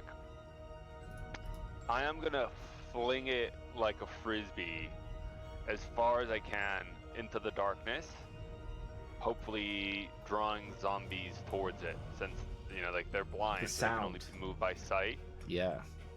So that You they have might so think. many other things that are like less valuable than a mirror that you could have thrown for the same effect. Not that it'll make like a big sound. I have like Then- multiple rocks on me that you have just You- helped me carry up the rope that you could take You off of do, me. but I'm not about to grope an 85-year-old woman to get her rocks. Absolutely So, doxing on the age. So I will stick to my original plan of gallantly and with class and grace fling my valuable mirror to save the child. Thank you, Grandma. And so I hope that the crash sort of gives Loon the precious second that they need to climb up the rope. Yes. You could also, well, it's a different character to drop the mist, but yeah. No, and the mist is the only thing possibly keeping Loon alive, as far as I'm concerned. Yeah. There's 1, 2, 3, 4, 5, 6 zombies that are confirmed. More coming. I feel like any disadvantage I give them on attacks is much needed. You know what I will do, if I can, is move the grappling hook like 5 feet to the south, so it's right outside of the cloud. So it's visible. So that Loon Yeah. can, like, once they're there, it can climb easily. That's good. That's good. All right, I'll help you move that. So you're going to move it to the corner right here. Yeah. Great, and you'll be standing And there so as well. hopefully, between like the broken mirror, which might get us like an extra turn as the zombies try to like go somewhere else. Hopefully, Loon can come up. So you smash the mirror right here as it just as it hits the ground. And that's going to distract all the zombies towards that direction. You've also moved the rope further down, re-secured it. You still have another 25 feet of movement if you wish to use it. I'm gonna wait for the child here. Okay, great. As we move over to Loon. Come on, Loon, you're the last one. You need to grab your Okay. dog and get up here. Exactly, it's just movement. I'm just gonna call out to my dog. Hittery, over here. I'm gonna run towards wherever I've seen the grappling hook being The moved. dog smells you and comes running over, Nice. ending up next to you. Gonna grab them with my prosthetic arm. Oh god, how do I climb while holding a dog? Well, with We can 2 pull feet up the and one rope. hand. Yeah. Yes. Yeah, and we can Okay. pull up the rope behind us. Right. Yeah. I'll just like kind of grab hold of the rope and kind of like grapple it with my body. Yeah. And you guys can pull me up. So Floki is still down there if you need to drop the rope back down. But Oh yeah. you can do the classic thing, which is that you have one hand holding it, and then you hold on and you bring up both feet, and then you do it Oh, that way yeah. if you've ever done Right. that kind of climbing. Oh yeah, I'll do that. So Like, oh, yeah, I've done that. yeah. So it's going to use up all of your Yeah, movement everyone's speed done that, come on. to do it. Yeah. Yeah, back in gym. No. Don't you remember gym? Yeah, of course. When- yeah, I've when been to your the gym before. gym I teacher remember was like, it. I know what a gym is. yeah. I They have remember ropes gym there. class where like the gym teacher would put a blindfold on you, tie your arms up, and you'd have to run away. You know, that was the classic one. Absolutely. All right. So Loon makes it up. He's used up all of his movement speed to get up here. As we move over to the vampires and monsters turn again. So, very wise move you did earlier. I'm going to also bring up the spell light. As all the zombies are going around towards the broken mirror. And they're all kind of clawing, and they're seeing vaguely in the darkness reflections of themselves. And they kind of pick the mirrors up and stare, and they just like are horrified at what they've become. Whilst this is Sentient zombies. sentient They're zombies, like yeah, sentient zombies. yeah. I didn't realise they had so much brains. They don't have much brains, but they do have some, just enough for them to realise the horror of what they are. But you do hear scampering up the walls, because remember, vampires can spider climb, and so they've taken your leads. 2 of them have scampered up the walls, whilst the others continue to run around the nest themselves. Let me just get how far can they go? 30 feet, right there. Great. So you can hear, if you can zoom out, ping, you can hear the sounds of zombies scampering up the walls there. You can also hear all the way opposite side of the mist cloud from above. There are more zombie vampires moving about. It is over to the team again. Floki, what are you going to do next to save the day? You're still downstairs. Yeah. I'm saving my life to save the day. Yeah. I'm going to attempt to climb. Okay, so no disadvantage, just an acrobatics check.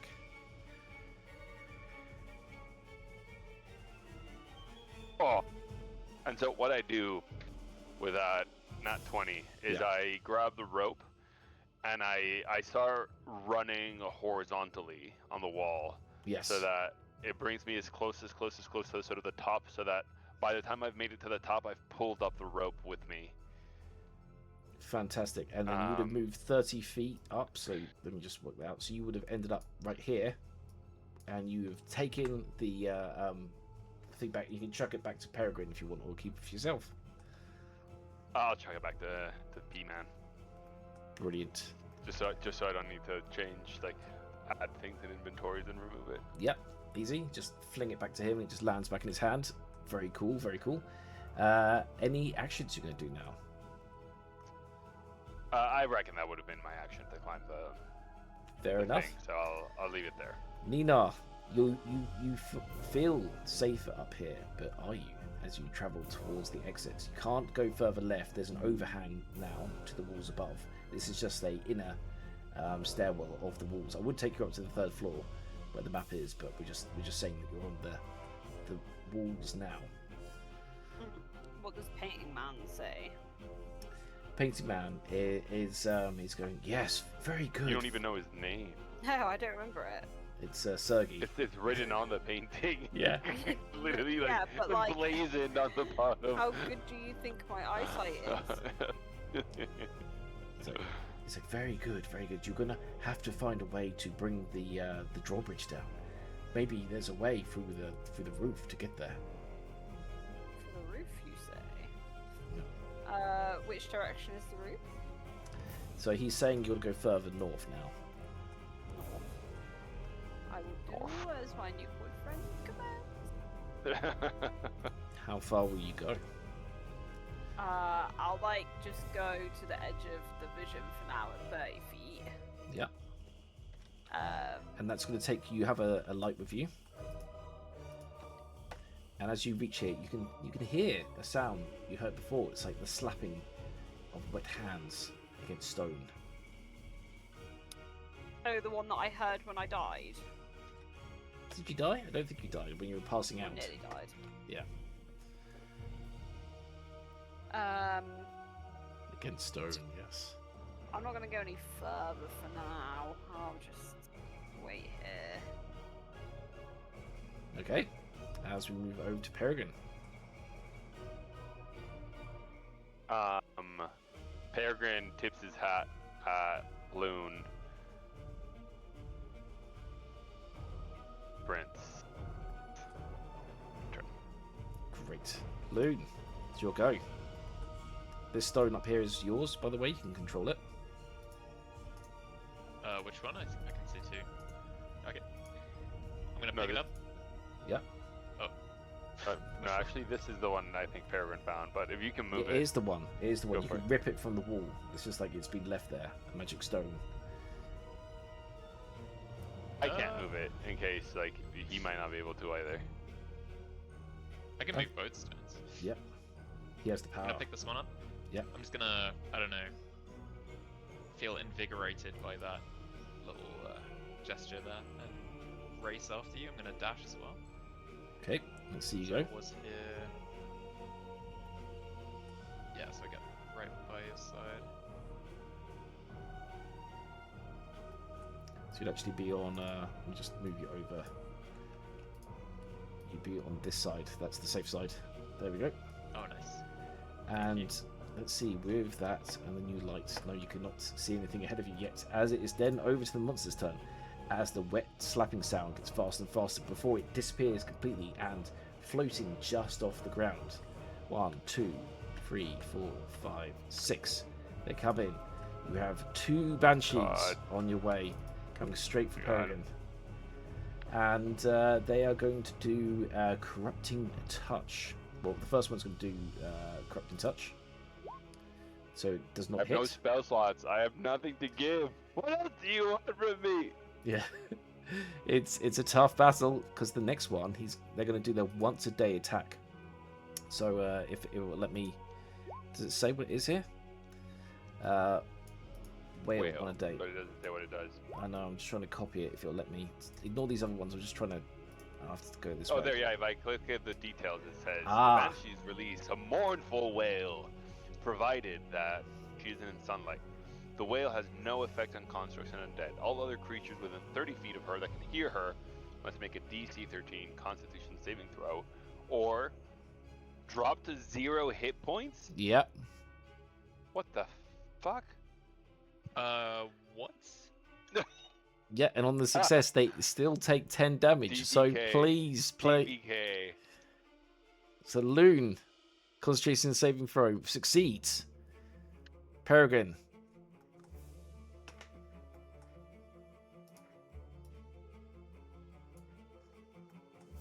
Peregrine also succeeds. Yep. I also got a 16. Am I within Excellent. 30 feet, Loki? No, you're just outside. Beautiful. Beautiful. But you are still going to take 3d6 damage. So let's just get that. So it is 3d6 damage, everyone. So everyone takes 11 damage apart from. God. Yeah, but Loki. it can only do that once a day. I'm on 0. Nina's downed. God. It's death saving throws. Yes, you're also pretty in a bad state there, Peregrine. And yeah, that was What a big happens hit. to- And also the dog is downed. Fuck. Okay. So everything as it wails, as it performs its one time a day attack. That was just those creatures. Behind you, you hear the kind of scampering sounds of more vampires running your way, but they're still quite far. You've done a very good job of staying ahead of the vampires. And then this one as well. They're going to go 30 feet around Can the I circle. just say that this is dog shit hospitality from Strahd? I was expecting better when we came here. Ah, yes, but you did rob Strahd. This is the Yeah, but revenge it's for not his even wife. Strahd that's like doing this. It's No. the wife. It's the wife. As we So move there's actually over, nothing wrong with Strahd himself. Yeah. Strahd ordered her not to kill you. Stop thirsting for Strahd. Jesus. You're now thirsting for his brother. Which is very funny. Wait, it's Strahd's brother in the painting? Did I know that? That's what they told you. It says, "I am Strahd's brother. You must defeat him." I don't remember that. Sergei even more von handsome. Zarovich. Yes. No wonder I liked him so much. Yes. So, Floki, you have a downed Nina ahead of you.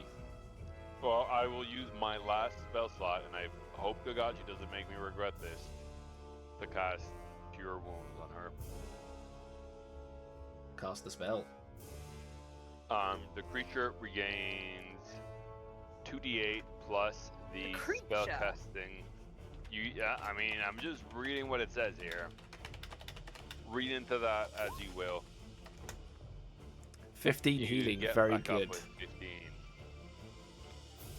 Very good. Don't make me regret it, Nino. I'm sure I will. So you can't quite get there. I but you can get there. literally have squeezed every single spell slot from every character. I'm useless now. So it's the war of attrition. You were so powerful. You were all level 4, and you've just been slowly ground down. Yes, so that is It's been Floki. the longest day. It has, and it hasn't ended yet. We're over to Nina, who's just back up again after nearly dying from the wail that hit your ears. There are blood coming out of your ears and your nose. You're in a deathly state. Yes. I will try and heal myself a little bit more. Yep. Because I can cure wounds on myself, can I? Yes, you can. I will do that. 2d8. This one.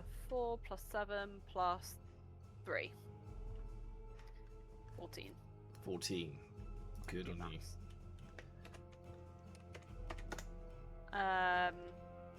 And then I will also like move up to join the group a little bit more. No, I won't. I take that back. Yeah, I will. I will. Yeah. Move as Just to far stand forward as next you to can. Loon. Yes. Peregrine, you're on death's door now. You have 2 Literally. banshees ahead of you. I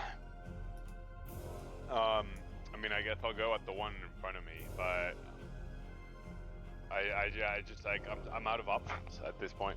I You don't always have to fight. swing. Well, I don't even have like things to. I need to get past it, but it's gonna kill me if I try to. Anyways, I started blasting. So a 17. Yes.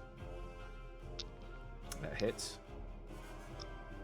Which does. It's not rolling the damage. Oh, there we go.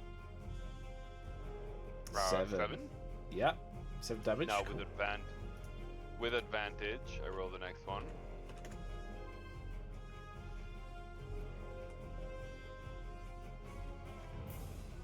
So that's a 13. Does a 13 hit? It does. Beautiful.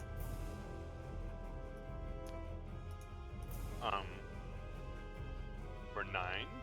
For 9. And a final one, which is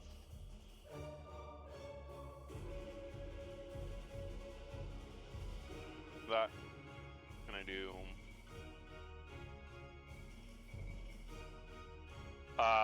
That -5, so 5 damage. Minus another 5 damage. And yeah, great. So you have officially bloodied this creature. It screams and immediately tries to run away. So would you like to do, both you and Floki can do a reaction.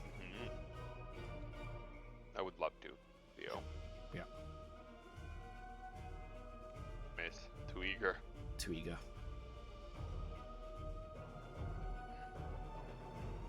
Oh, staff. Did Okay, that? folks, Oh, nope. it didn't roll. No. Weird. Weird. Okay, let me just roll a d20. Hits.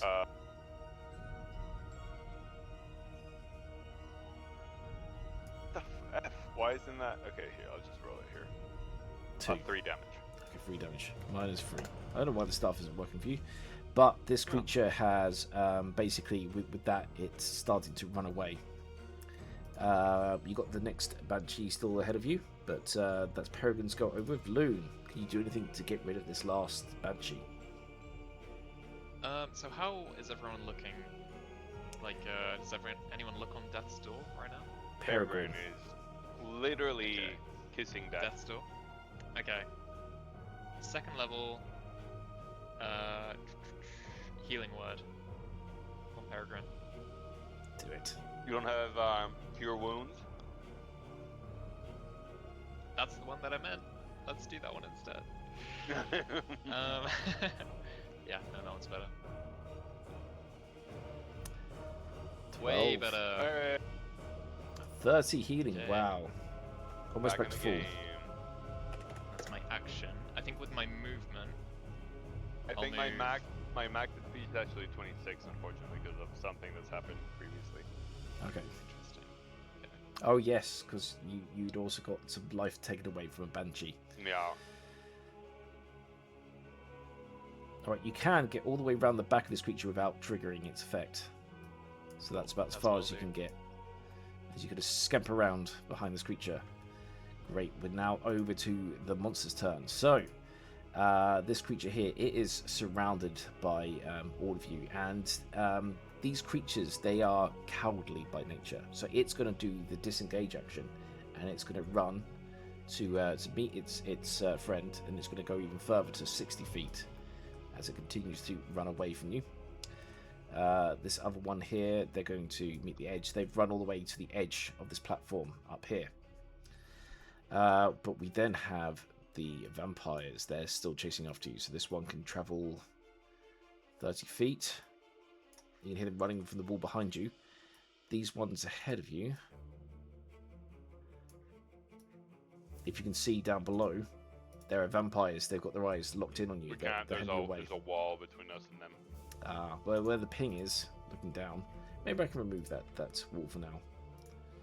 Change this. Change layer to GM. Okay. Yeah. There you go. I didn't realize you could see down, but there you can now. As you can see below you, there are vampires heading your way. But that is all the monsters' turn for now. The zombies down below are kind of heading your way, but they cannot reach you yet.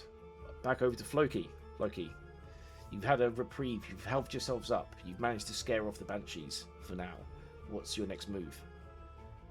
Bravely run away. Yeah. So it's 40 feet. What's ahead of me? Is that like a fall downward? So this ahead of you, because you've managed to get up on top of the map, I'm going to say that, in fact, I'll just draw the square out. You see that there's a hatch on the roof of this place. Let me draw. Why won't it let me draw? Rectangle. There we go. This time let me draw. Oh, beautiful.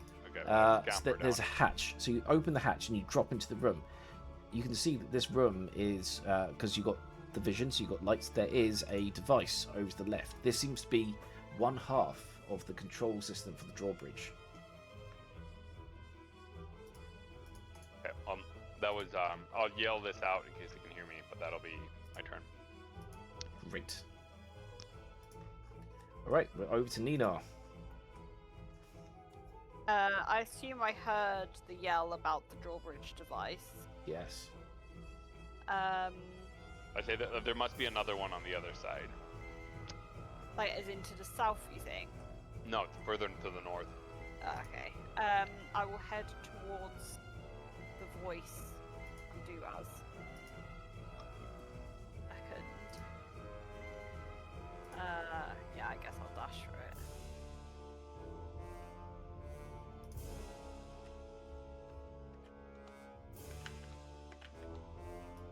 I can't see. Can you move the stone, Nina stone? Nina can move the stone. So Can you should I? be able to, yeah. I can't. Yeah. I gave her permission, but there we go. Right. There's your stone. It's just too So small, you can walk over where Floki is. I'm in a room like beneath you. Okay. So I'll head towards where I heard you. Yeah, so you can drop the stone down with you as you drop into this room, and you can see that there is a device right here.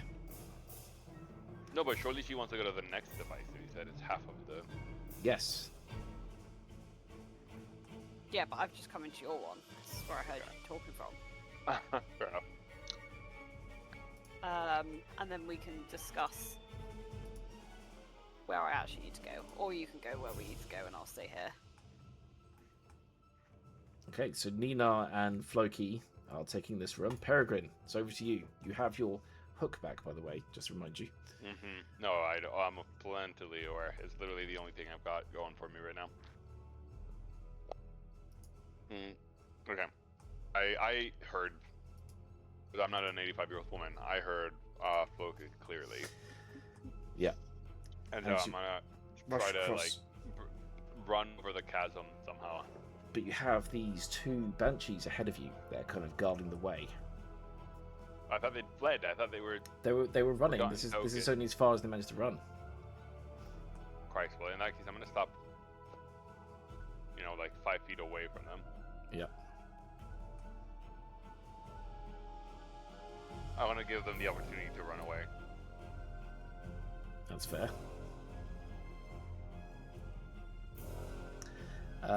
Anything else you can do? Any preparation attacks? No. No. No, because I sprinted here. Okay. So I got nothing. Loon, Except it's your the go. will to live. The will to win. Can I sprint with my dog and Yes, just you join can. the rest of the group? You can indeed. Is that okay to be there? Yeah, so right now, Yeah, we're right there. two of you are above ground. So Peregrine and Loon are above ground, whilst Nina and Floki are below ground. Cool. So you're on top. Yeah, so you're standing off against them. as we move over to the monster's turn again.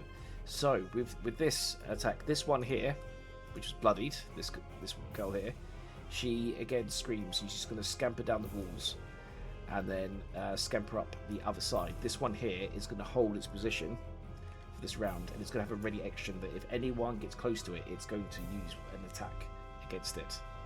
So this one's readied for a fight. Whilst this is happening, you can see that the vampires have managed to scamper up the walls, and they've made it to the path above. You've now got the pair of vampires very close to you, and the other ones are still running their way. That's 20 and 10. More vampires are coming. Below you, you can see that zombies are approaching the door to the control room. And they are banging against the door. If you do not reinforce it, the next round they're going to break in through the door. Right here.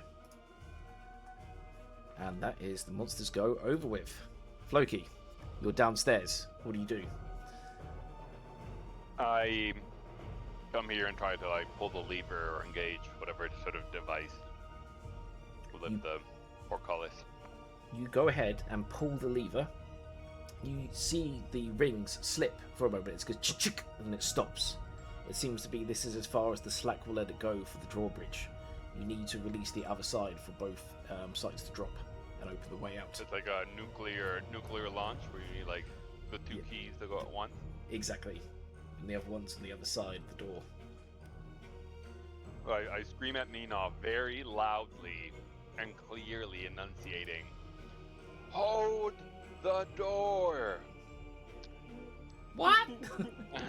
I fear that would break me down into tears.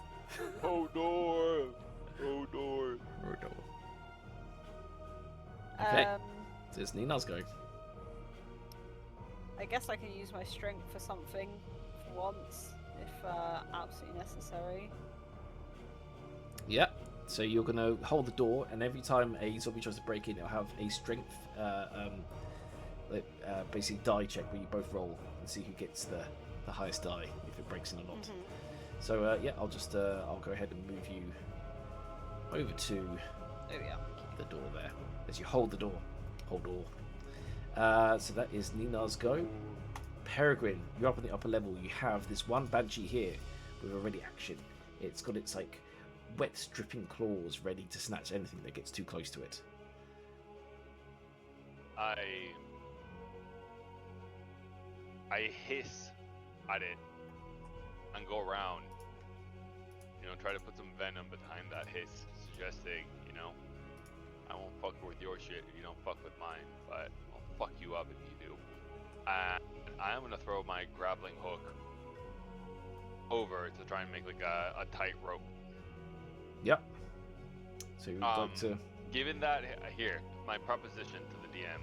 Yes. As I'm level with the other side, how about I successfully put the grappling hook, and then the check is whether I can tightrope walk across.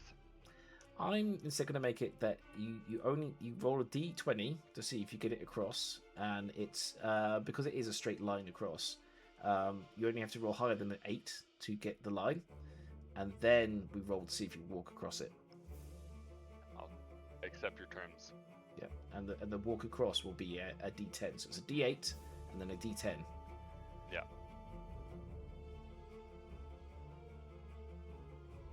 9. Just make it across. You literally just made it.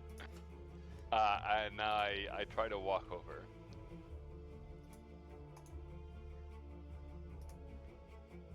You make it, Easy peasy. and you ended up next to the other banshee. Yeah, I'm not gonna stop elsewhere here. I'll actually. Oh no, because this is my movement. Actually, yeah. So I do end there. Yeah. This one's fucked up. This one wants to get away, so I don't mind being next to it. It does indeed. Right. So we are now over to Loon's turn. Loon, do you want to help out? Do you want to fight, or do you want to drop down to the others down below? I kind of want to fight this banshee, even though they're keeping their ground, because they've already been hit, right? Yep. They're like fairly low, I think.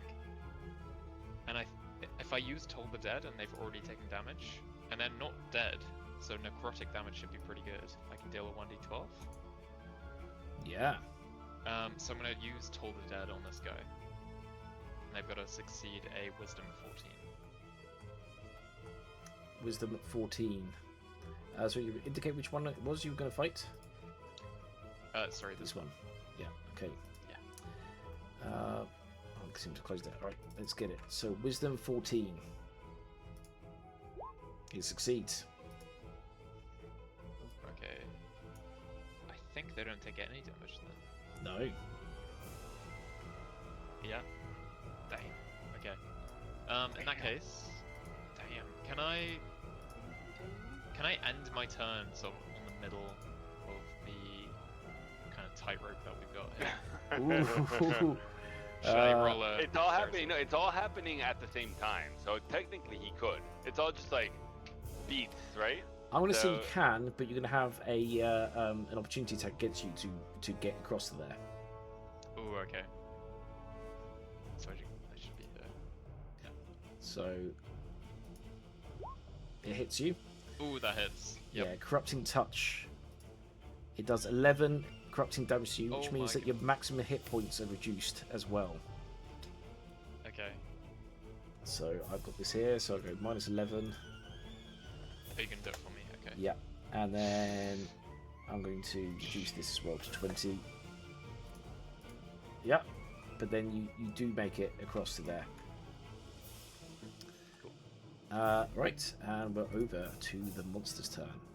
So this creature here, it is going to be startled because it seems to be that you're chasing it down.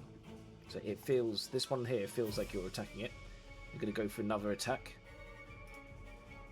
And it's going to go Corrupting Touch. Does not manage to hit. And then you've got this one. This one is going to chase after you. It's floating above the cable. It's going to go for attack as well. That is a Corrupting Touch. Nope, doesn't hit. Very lucky. Well, that was 10 damage there for a second. No. We now have the zombies outside the door here with Nina. So Nina, can you roll a strength dice for me, please? Yes. 17. 19. The door is broken open. Oh, fuck. And then the other creature Short-lived. is going to go for the attack. So that is the skeleton. 15 hits, doesn't it? Beats it, yeah. Yep. As Nina takes 8 damage.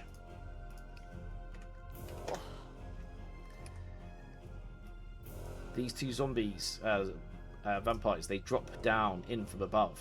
This first one here is going to attack. It's going to attack Floki. So it's going to go for 2 claw attacks. So it's 1, 2. One's a crit fail. The crit fail means it doesn't get its second attack, but they're in the room with you. And also move the dog up here a bit as well.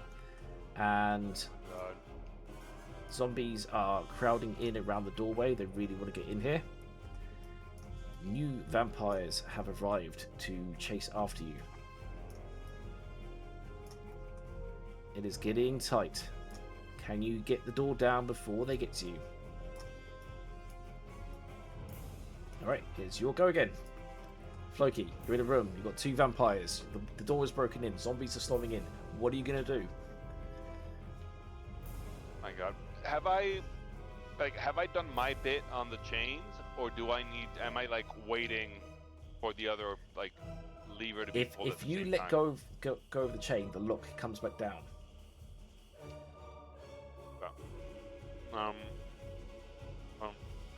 I guess I'll swing with my one good hand. Yeah. At Jesus Christ. Okay, again, I'm just gonna roll a d20. Yeah. It's an 11. Does not hit.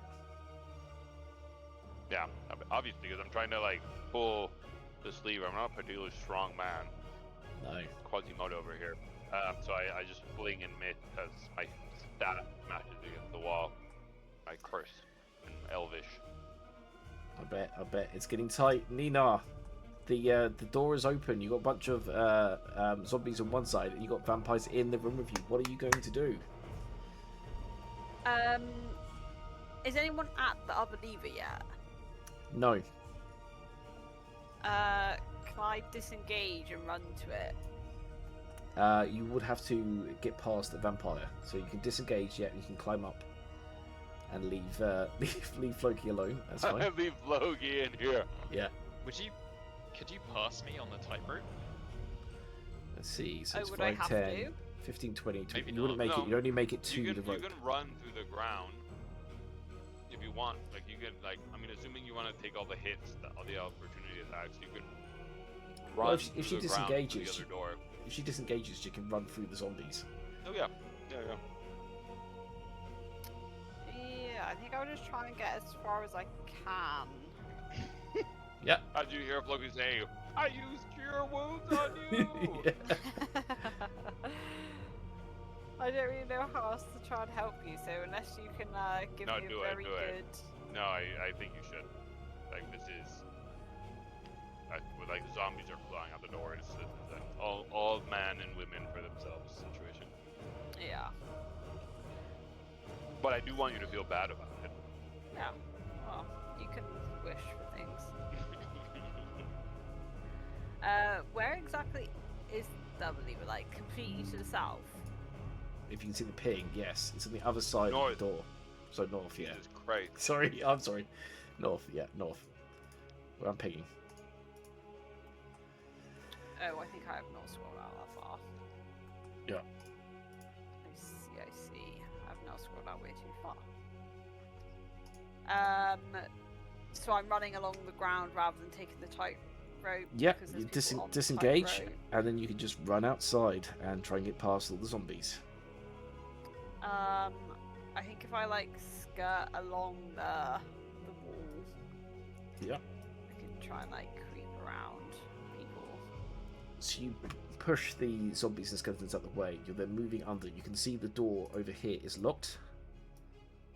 And you can see above there is a creature floating above the tightrope, chasing after Loon there. Yeah, I don't think I can really do anything about that for now, other than shower them, I guess. Yeah. You can shout. Do you want to roll intimidation to try and scare him off? Yeah? Yeah. Leave that little boy alone. 20. 20, very good. With that, they are cowardly by nature. It's going to get scared and it's going to fall off and land on the ground. Boom. And it's going to take a little bit of damage as well. It's going to take 1d4 Nice. damage for being scared off the rope. You've given Loon a chance to get to safety. Take 3 damage. Alright, lovely. Yeah.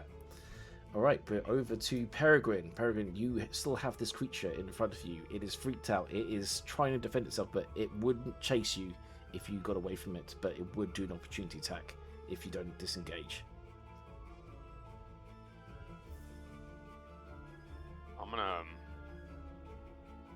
I'm just gonna try to charm the shit out of it. And, Do it. I'm just gonna give it my best Antonio Banderas eyes.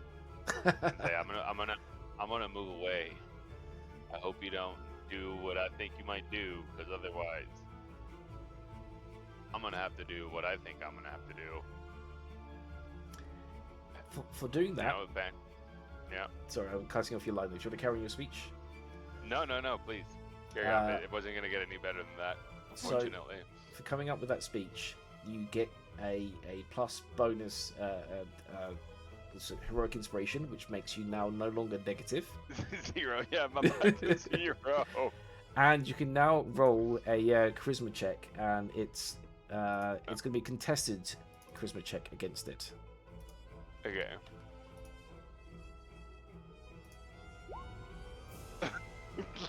I don't. Oh, did it. Okay, well that worked. It works. I rolled very low, and it goes and it's going to leave without going into attack. It blushes in Banshee. And then it runs away. Okay, so I go in, then like hit the lever, which sort of fully engages with flokies. Yes. As you hear the thing go clack clack clack clack clack. As this door is no longer locked to you, it is starting to drop. That's the one outside. All right, and then Loon, you are standing at the door here. You could drop down Okay. and escape if you wish. I could, but I Hey, you think see Nina is right behind you. that's true. Below. Yeah. Yeah, you'd have to drop down. Nah, Lynn's gonna crawl back. I mean, Floki's in such a bad position. He's gonna crawl back. Yeah. And he's gonna cast at first level Sanctuary again Yep, on Floki. sounds And good. he's just like, please, please don't hurt my friend. And that's his Yeah. go. Okay, you're gonna have to end up here to be able to see him, but there you go. Okay. So you got there. Oh fuck. So you're looking No, but down. you're above. You're above. You're above. You're above. Yeah, you're looking okay, down. okay, okay. I was gonna The say thing that's here. not a good position. Alright. Here we go, guys. So this vampire is going to get onto the other side of you. They're going to have to both do wisdom saving throws to be able to hit you. Which ones are they? They are. Vampire Thank you, Spawn. Loon. I literally think you saved my life right now. One succeeds. One fails. The one that succeeds is going to go claw attack. Fails. Hits. That is going to be 6 slashing damage. On who, sorry? That is On me. on Floki. And then it's Sorry, gonna, on the one you abandoned. Not Yeah. my problem. and then a bite attack. So bite attack, you need to roll a DC 14 dexterity save. Crit! Crit, excellent. As you manage to push it back away from you.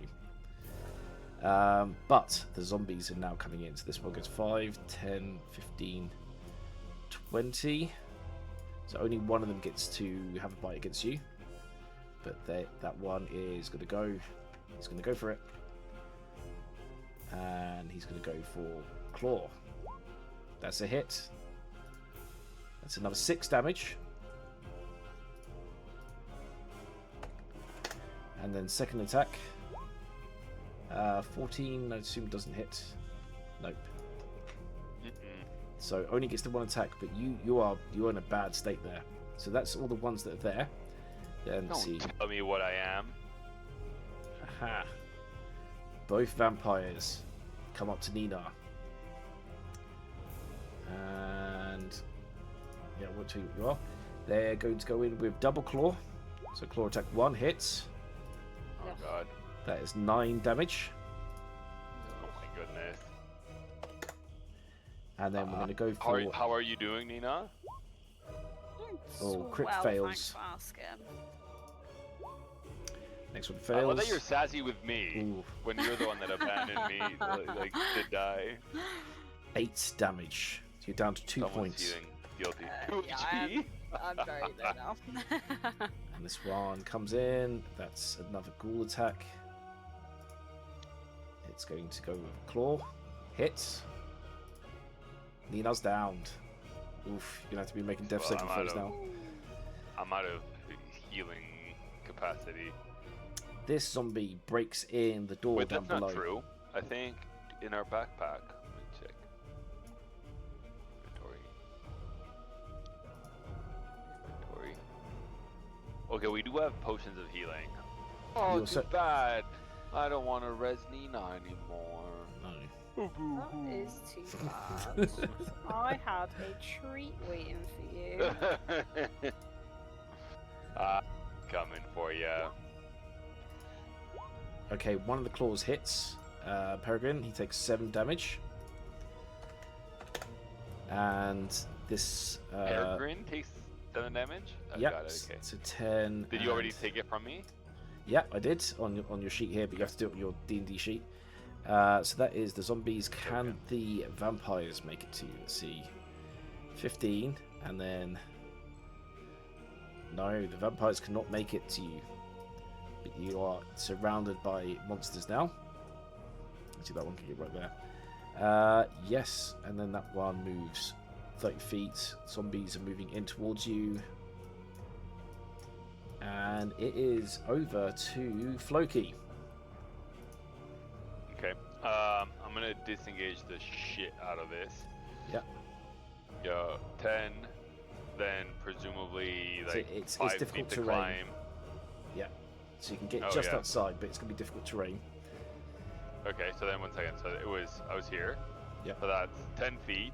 Yep. 20 feet. Probably 5 to climb. Yep.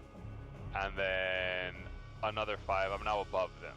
Yes. But another 5 to get there. And because I've disengaged, that'll be the extent of it. But I do lean over to Loon. And I just grab their face and I just like give them a big old smooch. They're like, we're all gonna die, smooch. Yeah. Yeah. Brilliant. All right, Nina, can you please do a death saving throw? I can if I must. Is there any modifier on it? It just is. It just what it is. Just a straight D20. 14. 14. That's one success. And as you're lying there with your one success, you look up as a creature appears out of the shadows above. And I just need to find this one. Where you are. As Volenta appears above, and she's like, Fucking Christ. well, well, well. It seems you tried so hard and got so far, but you didn't... What are you holding? She picks up the painting of Sergei von Zarovich, and she's like, this shouldn't have been taken out of its special hidey hole. Strahd would be so mad if he knew you had found this. You're going back in the hole again. And Sergei's like, no, don't take me there. It's so dark and clammy. As she takes the painting away. Yes, and yeah, that's... She's actually taken it from me. Yes, she has. She's taken the painting from you. Fuck. Yes, we now move over to Peregrine's go inside the hole. Peregrine will also disengage. Yep. 15 feet. 5 to climb, that's 20 feet. Yeah. 20 feet, and I make it there. Great. Alright, then we're over to Loon. Loon, you're on above. In fact, I'm just going to move you guys up above to make it a little bit more sensible. Yeah. Yeah. Nice. Okay. Loon is gonna... Ooh, actually, so they don't have to disengage because they're not actually adjacent to anyone? Yes, Sorry. they are below you, on a floor below. Okay. I mean, I could get out, right, with a dash if I wanted to. You'd have to drop to the ground and risk hurting yourself with fall damage unless you climb down. Okay.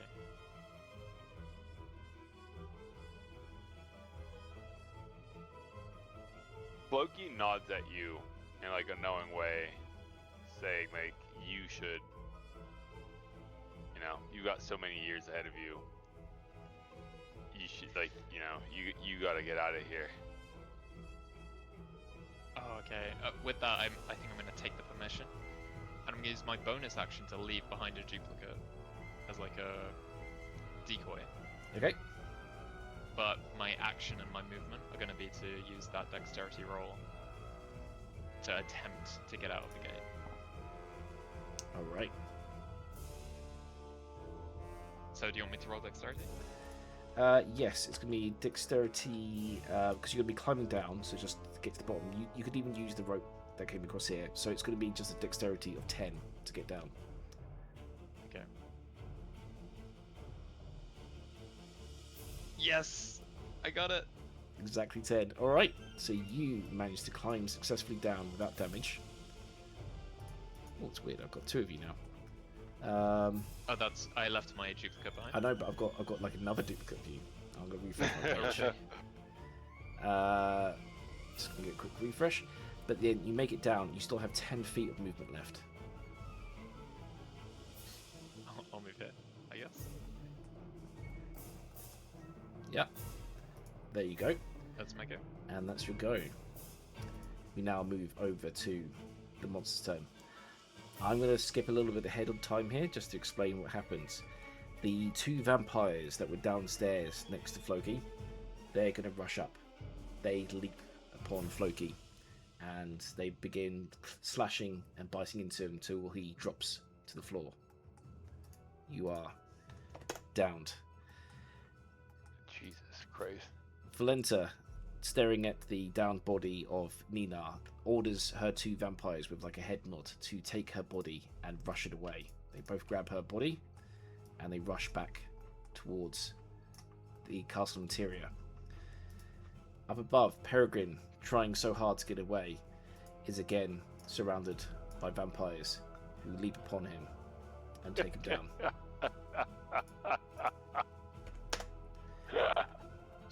Jesus Christ. Only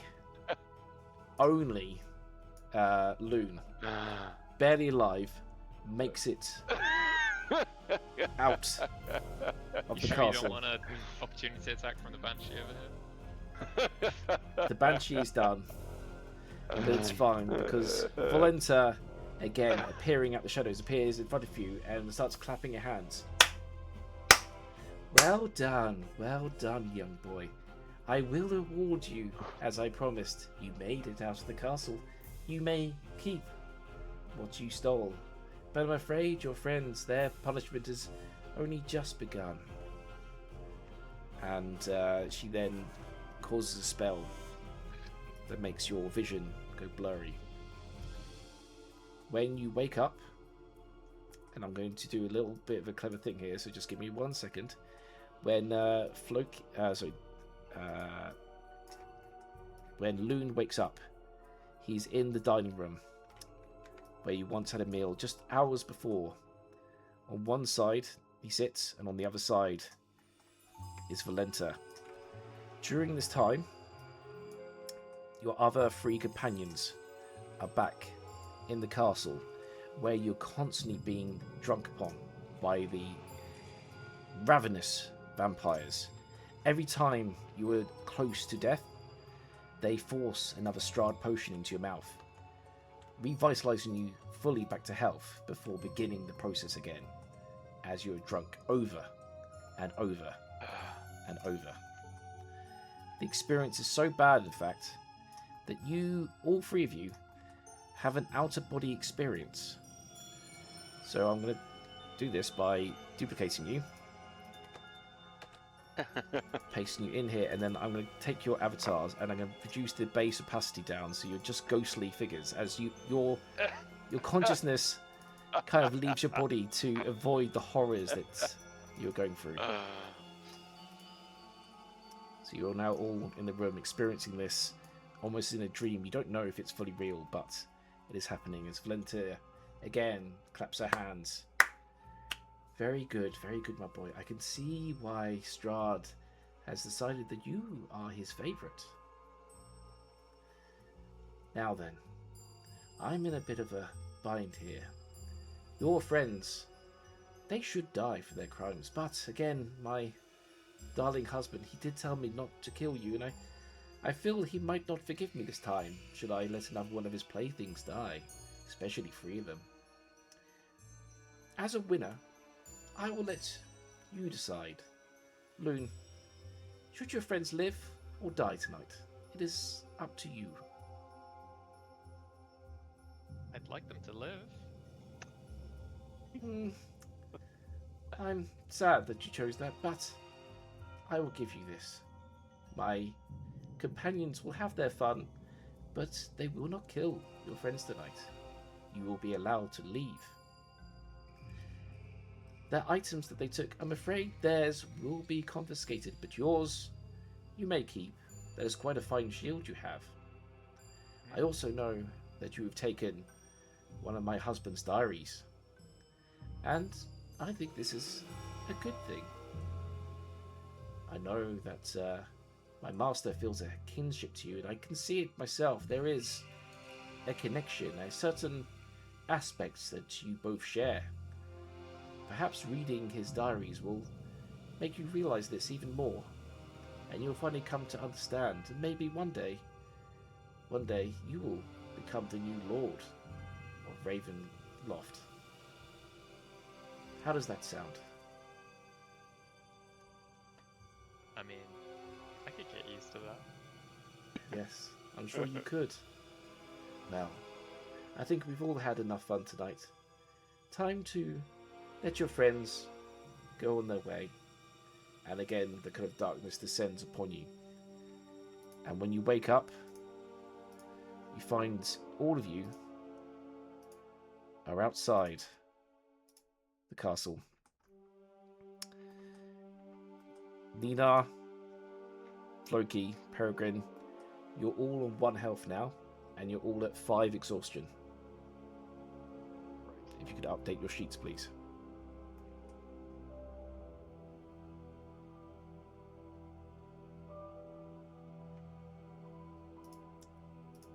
And finally there, Volenta looks at you one more time, taking Loon's hands, giving him a peck on the cheek. And she goes, I hope you have a safe journey wherever it is you go. And she gives your direwolf carb a stroke. Farewell. I look forward to seeing you again. And then she turns and moves back into the castle.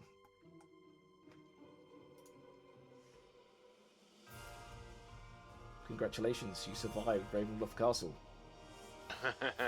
Did we? Yeah, I Did was we? literally just going to say, did we? At what cost? Yes. Thank you. Oh, thank that you. was so fun. So when you say we've lost all our items, I'm going to go for it. You haven't lost all your items. Just everything you took from the vault. I've collected the information. So before next session, I'll remove all those gold coins and potions and other things that you took, except for the ones that Loon took. Loon, who It's fortunately funny. had the shield and the book, gets away with it. Also, we mentioned it this weekend. I accidentally added all of the platinum and gold to my own inventory, but you fixed that and I put it in did. the party inventory. I did fix it. I now I know shed it why. out so everyone has the right amount of everything, so I know how much to deduct. But you're still rich. You've still got like 1/4 of Strahd's treasure, but only one of you managed to survive. Just as I planned. What about Peregrine? So Peregrine had 2 items that he hadn't attuned to, which is the Icon of Ravenloft and the Cloak of Protection. Those did not come from that vault. No. Those you get to keep. It's just the things from the vault. And from the fake vault as well. Just those last things. It's mostly money you've lost. Okay. It's a fake vault. Yeah, the first one we had to put the torches on the wall. The exterior vault. Yeah. There's like an exterior decoy vault and an inner vault. Ah. So both of those, the money is coming back. Apart from, so Loon, you're still walking out bulging with coins, whilst everyone else is not only has their coin purses withered, but you look terrible. Yes, that pretty much went to plan. I just thought because we're getting close to 10, that would speed up the last little bit of fight, but. But I've been planning and organising this for a while, and I wanted to turn out this way. That was awesome, man. That was really fun. Fun session. Oh, I'm glad. All my fiendish plans have come through, and yes, I hoped you felt the real fear that you were going to lose your characters there. But it's still I assumed I was already rereading what I'd made the other character to be. Yeah, I was like, oh, okay. So from now on, I'm a warlock. Like I was already catching up on what that meant. So the fear was there. Yes, and the fear should remain. There's no reason why you're going to survive your next trip. You're at 5 exhaustion. You can barely move. You got 1 hit point away. You can maybe start doing things to help heal you up, but you don't have any more spell slots. And I would not wait around the castle. But we can enjoy that on the next session. I guess the choice, I could have said no, and then everyone would be dead. Yes. I gave you that choice. If you said no, they'd all die and have to get their You know what I out. thought you were gonna do, which would have I would have just loved both for Loon, but also for Finn, because Finn is such a kind person. I thought you were gonna make him choose who got to live and who got to die. Oh, that would have been so good. Oh my god. I could have done that. You're right. Maybe I should have done that. That's a great idea. That's why that the conversation was going, and I was just thinking he was gonna have to Sophie's choice his way out of that dinner. Oh my god. And I thought That would have been so been cool. such a, because anyone else, Kat would have had no problem choosing someone. I feel like I could have figured it out, but I feel I would like have chosen the painting man. What do you mean? yeah, exactly. It would have broken Finn and Loon. Yeah, I think it would have. Yes. It would have been a choice too far. I felt giving a choice was enough. And yeah, and also I wonder how the team dynamic's going to feel when like you guys have been tortured horribly, and then Floki's coming out looking like $1 million. He looks absolutely fine, healed up, everything. Floki. So Not that's a Loki, Loon. Yeah, I'm losing my mind today. I mean, he's a little, Yeah, he's a little boy. I don't think. Yeah, I think we all like little boys here. exactly. So... He's Strahd's favourite too. So yeah. Wait, now I have an issue with that. Fantastic session, man. That was really good. So And like it was very obvious a lot of prep had gone into that. So well done. Thank you. And we will carry on this adventure again. Are we skipping next week? Is that when? Because I think unless people can do like earlier, like as in the weekend or. I can earlier do. in the day. You guys want to do Sunday? Yarp. yeah, I can change Yeah, I to can do Sunday. Sunday. Okay, Sunday then. Depending on what time, because I have a roast because it's Sunday. 7:30 again. Like would the normal time not work? No, because I'm trying to swap to like jet lag time. Where are you going again? South Korea. Not North Korea. Tuesday. Not this time. No, not this time. Next time. No, I can't do any earlier. What about Saturday? If you still want the same time, then no. Friday? If you still want the same time, this is the last day I'm So- staying up this late. Jesus. Okay, no, well, then that might be. So we skip a week. Skip a week. Yeah, but I won't be here again until the 29th. 29th. Okay, so that's But like I'm happy for 4 like, weeks away. But we just need to find a time frame. Like... We can find a time, I'm sure. So what time can you? What's the latest time you can go to, Nina? Like 8? So 8 o'clock. Can we do like a 6 till 8 type sessions? If others... Well, I mean, the thing is for me with like the kids, I yeah. just can't like because it's just because like the kids will be around. Basically. Would you be okay, Coffee, to if we start at 7:30 still, but you can just join for the first bit and then your character passes out as they're an old lady, so at least you'll kind of I can join. I'll try and join for as long as possible on that Monday. and then when your character gets sleepy, they can nod off, and the rest will carry you around. But would the Sunday not be better for you though? Like just to like maximize your transition. I don't. I guess because you have know- the roast, right? Yeah, and I don't know if the other half's parents are here. Fair enough. Okay, well let's try Apparently Monday. they might and be. Coffee can join for what they. So Monday normal time, but Coffee might leave early. Okay. Yes. Brill. And then if you guys want to play while I'm away, I wouldn't be offended. Yeah, I think if you could stay for at least part of it at the beginning, you get like a gist of what's going on. No, but I mean for like the next few weeks after that, if people still wanted to play, I don't mind. We just catch you up upon your return.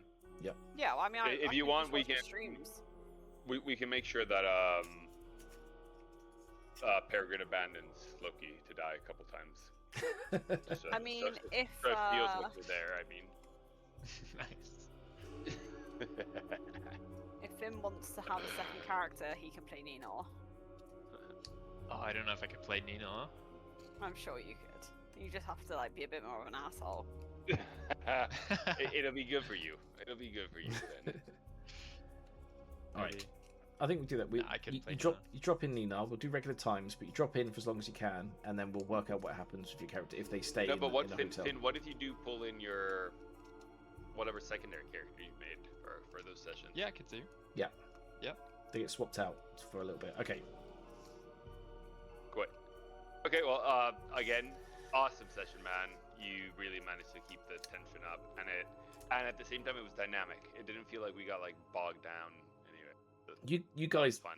you guys did amazingly well. Like, I was expecting a person to drop each floor. You guys made it all the way to the end, and at one point you fully healthed yourselves up, and I was thinking, you're going to all escape. I can't allow this. But you made it. And yeah, it felt right. It felt right the way it ended, so I'm really glad that it worked out the way it did. And yeah, there's so much more to come. You're going to love it. Absolutely love it. Brill. Well, I'm the Grim Roller. I've been joined today by my good friends Bard, Tips, and Coffee, and we'll be back again next week for some more Curse of Strahd. Until then, everyone, thank you for joining, and good night. Good night. Good night. Good night. Bye-bye.